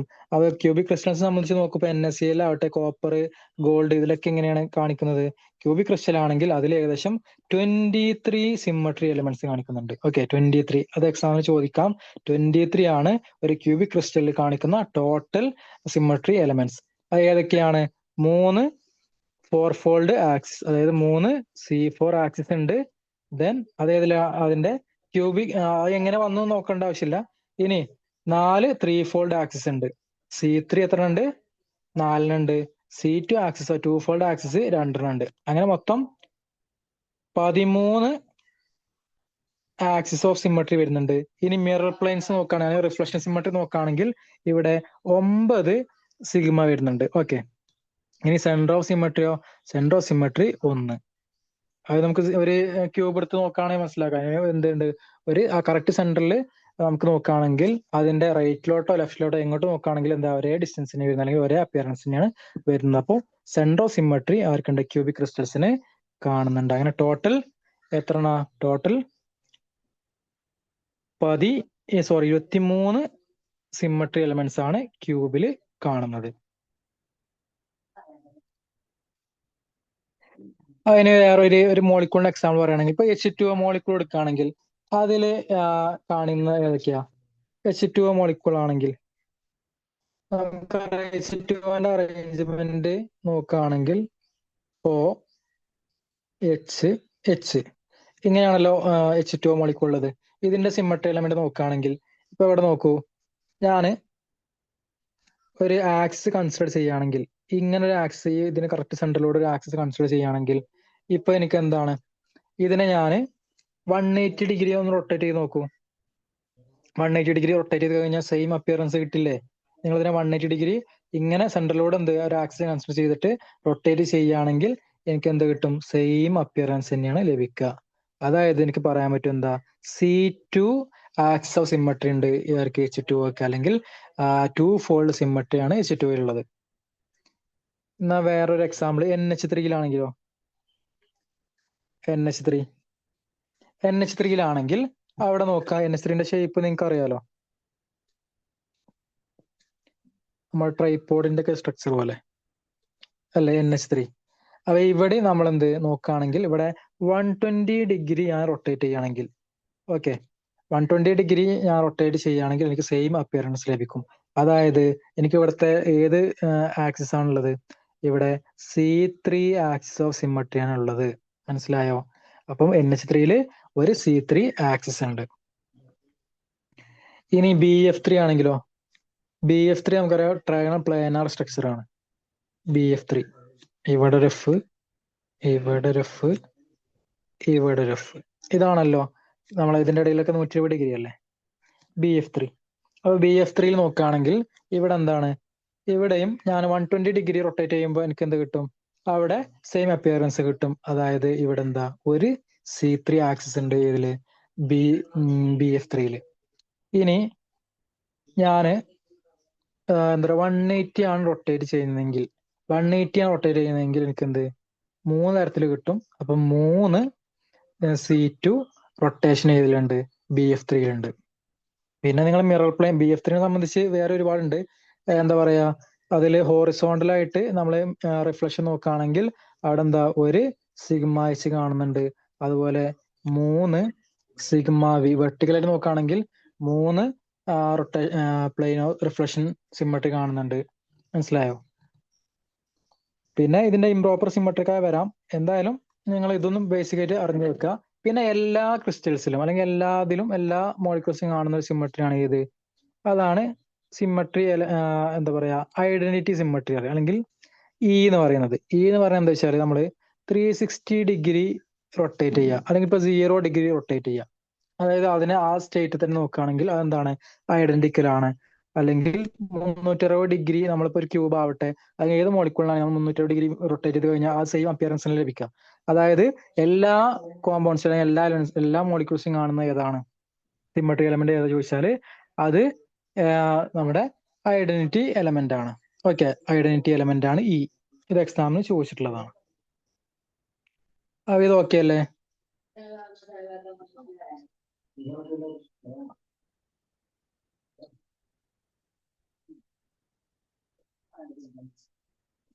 ഇനി നമ്മൾ നോക്കുന്നത് ഡിഫക്ട്സ് ഇൻ ക്രിസ്റ്റൽസ്. ക്രിസ്റ്റൽസിൽ ഉണ്ടാകുന്ന ഡിഫക്റ്റുകൾ. അതായത് എല്ലാ ക്രിസ്റ്റൽസും ഒരേപോലെ ആണെന്നില്ലല്ലോ, ഒരേ റെഗുലർ ആയിട്ടുള്ള അറേഞ്ച്മെന്റ് കാണിക്കില്ല. ചിലപ്പോൾ എന്ത് ചെയ്യും, അതിൽ നിന്ന് ചെറിയ ഡിഫക്ട്സ് കാണിക്കാറുണ്ട്. മേ ബി എന്തുകൊണ്ടാവാം, അതിൽ നിന്ന് കാറ്റയോൺസോ ആനയോൺസോ മിസ്സിംഗ് ആയിരിക്കാം, അല്ലെങ്കിൽ അതിന്റെ എക്സസ് ഉണ്ടാവാം. ഓക്കെ, അല്ലെങ്കിൽ വേക്കന്റ് ആയിരിക്കാം. അങ്ങനെ പല കാരണങ്ങൾ കൊണ്ട് ഡിഫക്ട്സുകൾ സംഭവിക്കാം.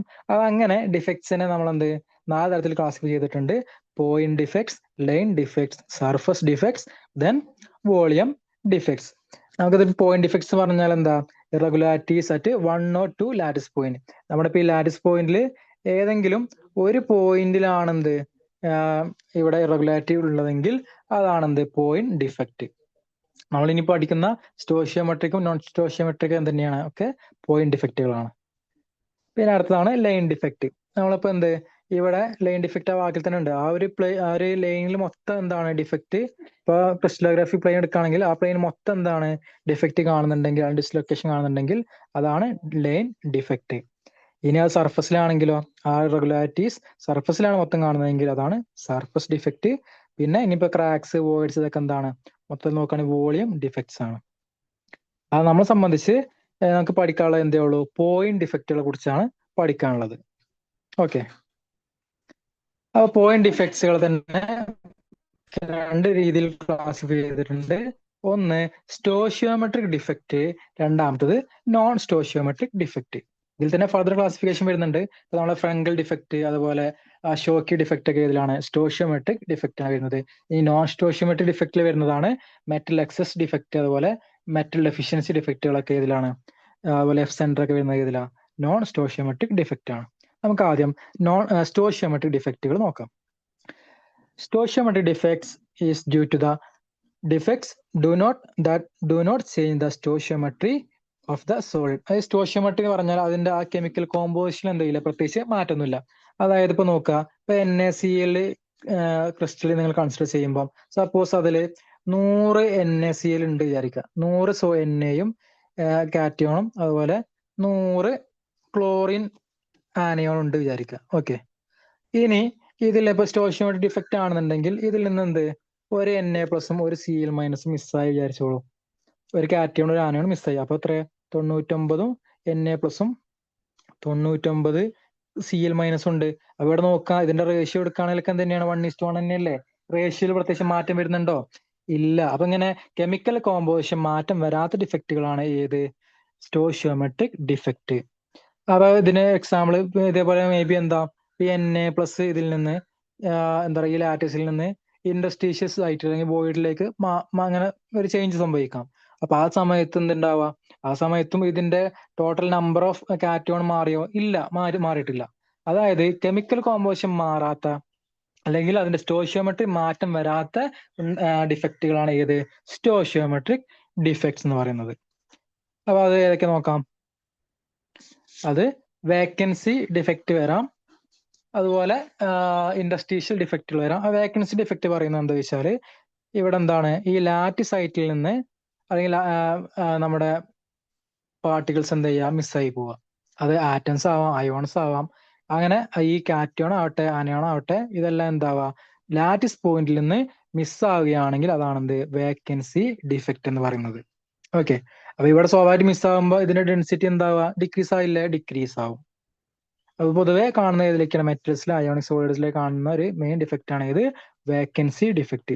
NaCl-ലും KCl-ലൊക്കെ കാണാൻ പറ്റും. ഇപ്പം NaCl ClN ഇങ്ങനെ ഉണ്ട് വിചാരിക്കുക. ഇങ്ങനെ ഇതാണ് നമ്മുടെ ക്രിസ്റ്റലിന്റെ അറേഞ്ച്മെന്റ് എങ്കിൽ ഇതിൽ നിന്ന് ഒരു കാറ്റയോണും ഒരു ആനയോണും മിസ്സായി. ഓക്കെ, അപ്പൊ ഇങ്ങനെ ഈ വേക്കന്റ് ആകുമ്പോൾ ഉണ്ടാകുന്ന ഡിഫക്റ്റ് ആണ് ഇത് വേക്കൻസി ഡിഫക്റ്റ്. അടുത്ത ഡിഫക്റ്റ് ആണ് ഇൻട്രസ്റ്റീഷ്യൽ ഡിഫക്റ്റ്. അതായത് നമുക്കിപ്പോ ഇതിന്റെ ഇടയിൽ ഇൻട്രസ്റ്റീഷ്യസ് ആയിട്ടുണ്ടല്ലോ. ഇപ്പൊ നോക്കൂ,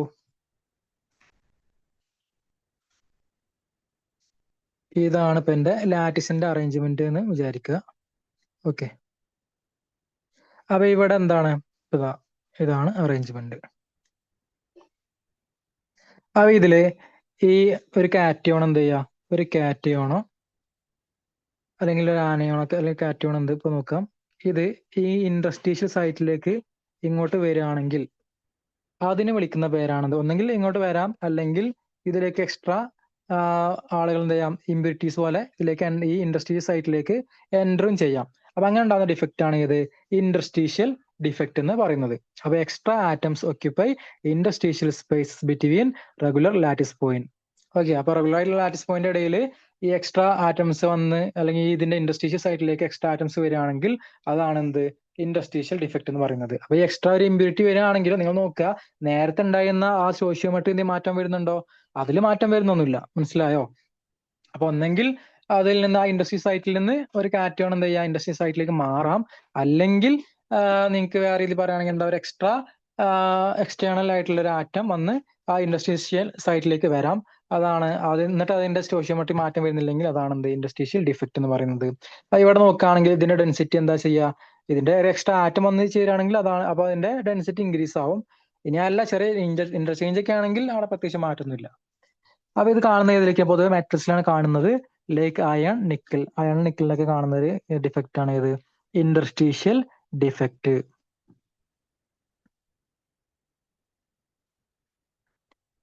ഇനി ഇതിൽ ഇമ്പോർട്ടന്റ് ആയിട്ടുള്ള ഡിഫക്റ്റ് ആണ് ഷോക്കി ഡിഫക്റ്റ്. ഷോക്കി ഡിഫക്റ്റ് പറയുന്നത് എന്താ, equal number of cations and anions are missing from their lattice site. ലാറ്റിസൈറ്റിൽ നിന്ന് സെയിം നമ്പർ ഓഫ്, അതായത് രണ്ട് കാറ്റയോണോ രണ്ട് ആനയോണോ അല്ലെങ്കിൽ ഒരു കാറ്റയോണോ ഒരു ആനയോണോ മിസ്സാകുന്നുണ്ടെങ്കിൽ അതാണ് ഇത് ഷോക്കി ഡിഫക്റ്റ്. ഓക്കെ, അതിവിടെ രണ്ടും സെയിം ആയിട്ട് പോയത് കൊണ്ട് ആനയോൺ കാറ്റയോൺ അതുപോലെ മിസ്സായി. അത് ഇവിടെ സ്റ്റോഷിയോമെട്രി മാറ്റം വന്നോ? ഇല്ല. ഇനി അപ്പൊ സ്വാഭാവികമായിട്ടും പിന്നെ ഇലക്ട്രിക്കൽ ന്യൂട്രാലിറ്റി എന്ത് തന്നെയാണ്, അത് മെയിൻറ്റെയിൻ ചെയ്തില്ലേ? ഷോക്കി ഡിഫക്റ്റില് ഇലക്ട്രിക്കൽ ന്യൂട്രാലിറ്റി മെയിൻറ്റെയിൻ ചെയ്യുന്നുണ്ട്. ഇനി ഇവിടെ എന്താ, ആനയോണും മിസ്സായിട്ടുണ്ട്, കാറ്റയോണും മിസ്സായിട്ടുണ്ട്. അതുകൊണ്ട് തന്നെ ഡെൻസിറ്റി എന്ത് ചെയ്യും, ഡെൻസിറ്റി ഡിക്രീസ് ചെയ്യും. ഷോക്കി ഡിഫക്റ്റില് ഡെൻസിറ്റി ഡിക്രീസ് ആവുന്നുണ്ട്. ഇത് പൊതുവെ എവിടെ കാണപ്പെടുന്നത്, ionic compounds with high coordination numbers and similar cation to anion size. അപ്പോൾ കാറ്റയോൺ ആനയോൺ സൈസ് സിമിലർ ആയി വരുന്ന അല്ലെങ്കിൽ കോർഡിനേഷൻ നമ്പർ കൂടിയ അയോണിക് കോമ്പൗണ്ടിലാണ് പൊതുവെ ഷോക്കി ഡിഫക്റ്റ് കാണുന്നത്. അതായത് എക്സാമ്പിൾസ് നോക്കുക, എക്സാമ്പിൾ ഓർത്ത് വെക്കുക, സ്ഥിരമായിട്ട് ചോദിക്കുന്നതാണ്. ഇപ്പൊ NaCl, പൊതുവെ ആൽക്കൈൽ ഹാലൈഡിലൊക്കെ കാണുന്നത് ഏത് തന്നെയാണ്, ഈ ഷോക്കി ഡിഫക്റ്റ് ആണ്. NaCl, KCl, AgBr. പിന്നെ AgBr നോട്ട് ചെയ്യുക, AgBr ഷോക്കി ഡിഫക്റ്റും കാണിക്കുന്നുണ്ട്, അടുത്ത് പറയുന്ന ഫംഗൽ ഡിഫക്റ്റും കാണിക്കുന്നുണ്ട്.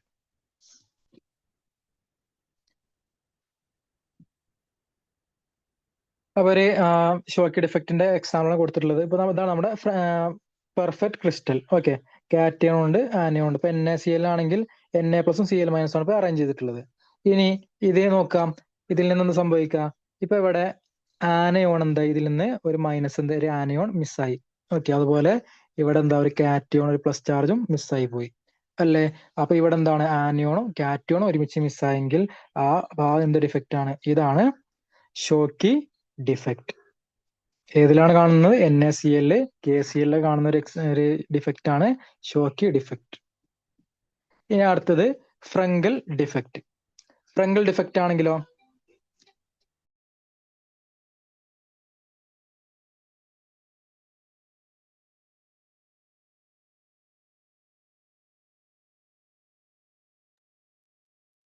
ഫ്രങ്കൽ ഡിഫക്റ്റ് ആണെങ്കിൽ ഇവിടെ സംഭവിക്കുന്നത് രണ്ടിന്റെയും മിസ്സിംഗ് അല്ല. ഇവിടെ എന്താണ്, ഇവിടെ ഒരു കാറ്റയോൺ എന്ത് ചെയ്യും, കാറ്റയോണ് ഇൻട്രസ്റ്റീഷ്യൽ സൈറ്റിലേക്ക് മാറാണ് ചെയ്യാം. ഓക്കെ, അതായത് smaller cation leaves its regular site and moves to an interstitial site. അപ്പം ഫ്രങ്കൽ ഡിഫക്റ്റിലാണെങ്കിൽ കാറ്റയോണ് കാറ്റയോൺ സൈസ് പൊതുവെ ചെറുതായിരിക്കും. ആ കാറ്റയോണ് ഇന്റർസ്റ്റീഷ്യൽ സൈറ്റിലേക്ക് മാറുകയാണെങ്കിൽ അതാണ് ഫ്രങ്കൽ ഡിഫക്റ്റ്. അപ്പൊ ഇവിടെ പ്രത്യേകിച്ച് മാറ്റമൊന്നുമില്ലല്ലോ. ഇവിടെ ഡെൻസിറ്റിയിൽ ഒരു ചേഞ്ചും സംഭവിക്കുന്നില്ല. കാരണം എന്താ, അയോൺസ് നമ്പർ സെയിം തന്നെയാണ്, മാറ്റമൊന്നുമില്ല. ഇനി ഇത് കാണിക്കുന്നത് ഏതിലാണ്? പൊതുവെ common in ionic compounds with large difference in cation and anion size. അതായത് ആനയോണിന്റെ കാറ്റയോൺ സൈസ് ലാർജ് ഡിഫറൻസ് ആണെങ്കിൽ കാണുന്നതാണ് ഇത് ഫ്രങ്കൽ ഡിഫക്റ്റ്. നേരത്തെ പറഞ്ഞ ഷോക്കി ഡിഫക്റ്റ് ആണെങ്കിലോ അവിടെ പൊതുവെ എന്താണ് വലിയ വേരിയേഷൻ വരുന്നില്ല. അതിന് എക്സാമ്പിൾ ആണ് AgBr, സിങ്ക് സൾഫൈഡ്, AgCl. അപ്പൊ AgCl, ZnS, AgBr ഇതൊക്കെ എക്സാമ്പിൾ ആണ്, ഫ്രങ്കൽ ഡിഫക്റ്റിന് എക്സാമ്പിൾ ആണ്.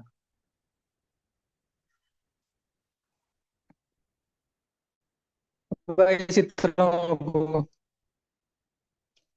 ഇതാണ് നമ്മുടെ പെർഫെക്റ്റ് ക്രിസ്റ്റൽ.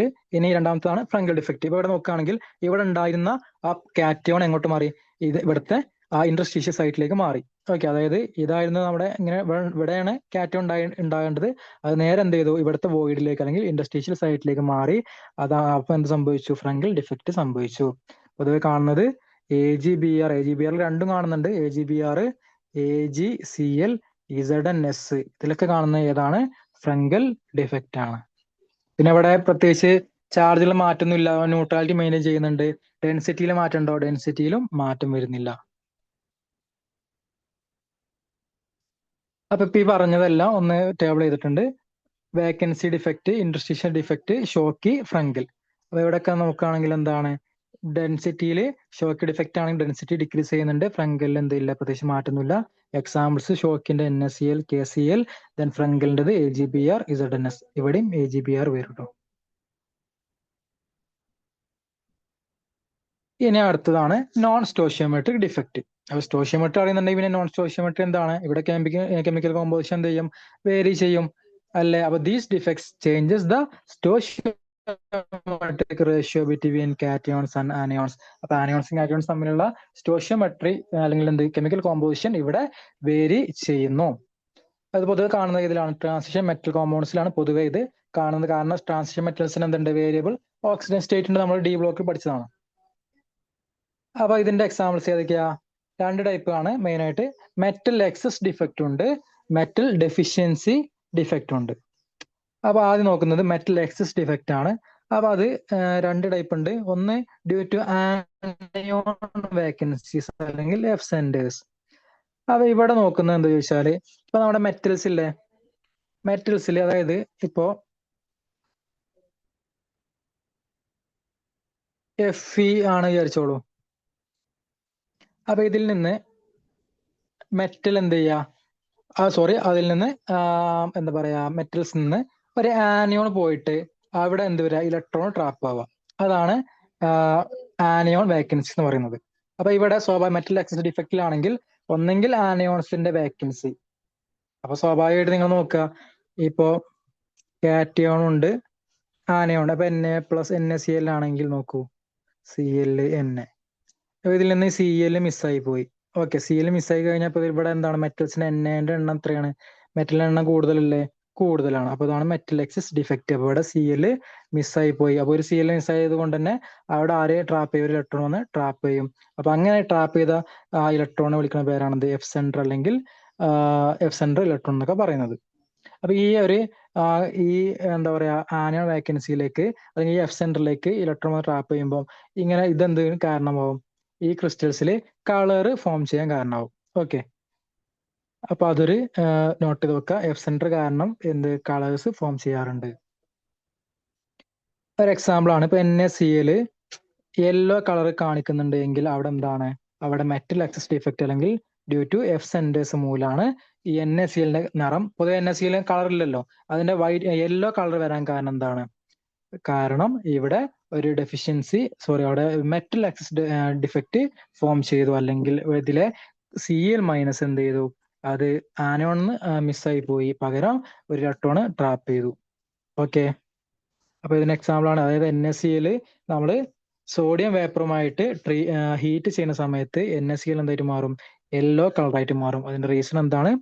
ഇവിടെ ഇലക്ട്രോണ് ആ ആനയോന്റെ വേക്കൻസി അല്ലെങ്കിൽ Cl- വേക്കൻസിയിൽ ട്രാപ്പ് ചെയ്യുന്നത് കൊണ്ടാണ് ഇങ്ങനെ സംഭവിച്ചത്. രണ്ടാമത്തതാണ് മെറ്റൽ ആക്സിസ് തന്നെ രണ്ടാമത്തെ ടൈപ്പാണ് എന്ത്, due to extra metal ions in interstitial site.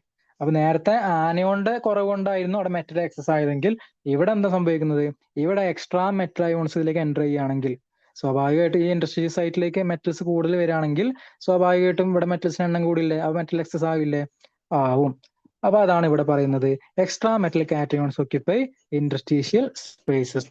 The excess positive charges is balanced by electrons in neighboring interstitial sites. ഇതിനൊരു എക്സാമ്പിൾ ആണ് സിങ്ക് ഓക്സൈഡിൽ ZnOയിൽ കാണുന്നത്.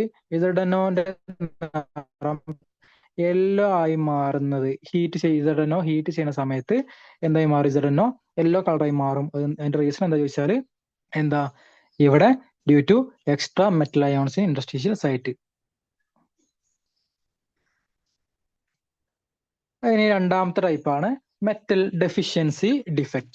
നേരത്തെ മെറ്റൽ എക്സസ് ഡിഫക്റ്റ് ആയിരുന്നു പറഞ്ഞത്, ഇനി രണ്ടാമത്താണ് മെറ്റൽ ഡെഫിഷ്യൻസി ഡിഫക്റ്റ്. ആ വാക്കിൽ തന്നെ ഉണ്ട്. ഇവിടെ എന്താണ്, ഇവിടെ മെറ്റൽ അയോൺസ് മിസ്സിംഗ് ആയിരിക്കും. ലാറ്റിസൈറ്റിൽ നിന്ന് മെറ്റൽ അയോൺസ് മിസ്സിംഗ് ആവുന്ന സമയത്താണ് മെറ്റൽ ഡെഫിഷ്യൻസി ഡിഫക്റ്റ് ഉണ്ടാവുന്നത്. അപ്പൊ ഈ ചാർജ് ബാലൻസ് നടക്കണമല്ലോ. അപ്പൊ charge balance is maintained by higher oxidation state of nearby metal ions. അതായത് ഇപ്പൊ Fe2+ ലാറ്റിസ് ആണ്, പ്ലസ് മിസ് ആകുമ്പോൾ അപ്പൊ രണ്ട് കാറ്റോണിന്റെ മിസ്സിങ് വന്നു, അല്ലെങ്കിൽ രണ്ട് ചാർജിന്റെ മിസ്സിങ് വന്നു. അതുകൊണ്ട് തൊട്ടടുത്തുള്ള Fe2+ എന്തായി മാറും, Fe3+ മാറും. അപ്പൊ ഇവിടെ എന്തായി, ഒരു 2+ Fe2+ മിസ്സിങ് ആയപ്പം അടുത്ത നെയ്ബറിംഗ് ആയിട്ടുള്ള Fe2+ എന്തായി മാറി, Fe3+ ആയിട്ട് മാറി. അങ്ങനെ ഇലക്ട്രിക്കൽ ന്യൂട്രാലിറ്റി മെയിൻറ്റെയിൻ ചെയ്യും.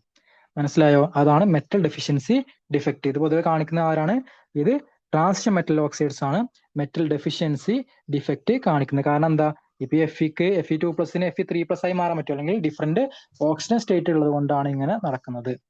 അപ്പൊ എക്സാമ്പിൾ ആണ് Fe0.95O ഒരു എക്സാമ്പിൾ ആണ്. അതുകൊണ്ട് എന്താ ചോദിച്ചാൽ ഇവിടെ എന്താ, Fe2+ അയോൺസ് മിസ്സിംഗ് ആണ്. സ്വാഭാവികമായിട്ടും അതിലെ തൊട്ടടുത്തുള്ള Fe3+ അയോൺസ് ഈ വേക്കൻസി അല്ലെങ്കിൽ ഇതിന്റെ ചാർജ് മെയിൻറ്റെയിൻ ചെയ്യാൻ വേണ്ടി Fe2+ എന്തായി മാറും, Fe3+ ആയിട്ട് മാറും. ഇതാണ് മെറ്റൽ ഡെഫിഷ്യൻസി ഡിഫക്റ്റ്. അപ്പൊ ഇപ്പൊ ഈ പറഞ്ഞ കാര്യങ്ങൾ എന്ത് ടേബിൾ ചെയ്തിട്ടുണ്ട്.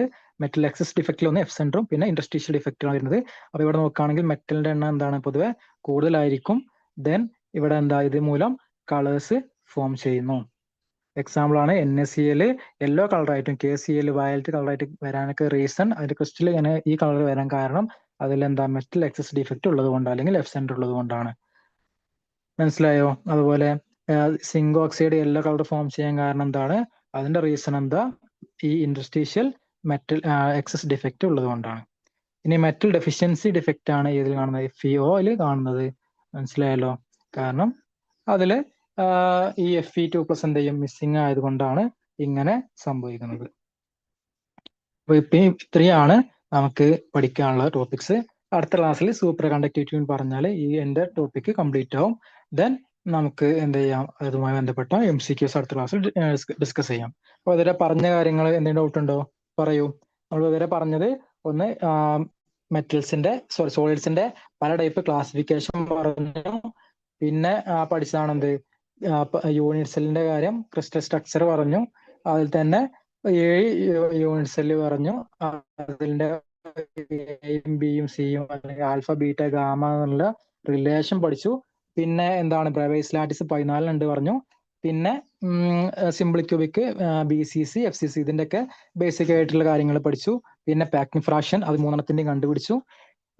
ദെൻ പിന്നെ നമ്മൾ ചെയ്തെന്താ, പിന്നെ ഈ ബ്രാഗ്സ് ലോ വളരെ ഇമ്പോർട്ടന്റ് ആണ്, അതും അതിന്റെ ഇക്വേഷൻ ഒക്കെ ഡിസ്കസ് ചെയ്തു.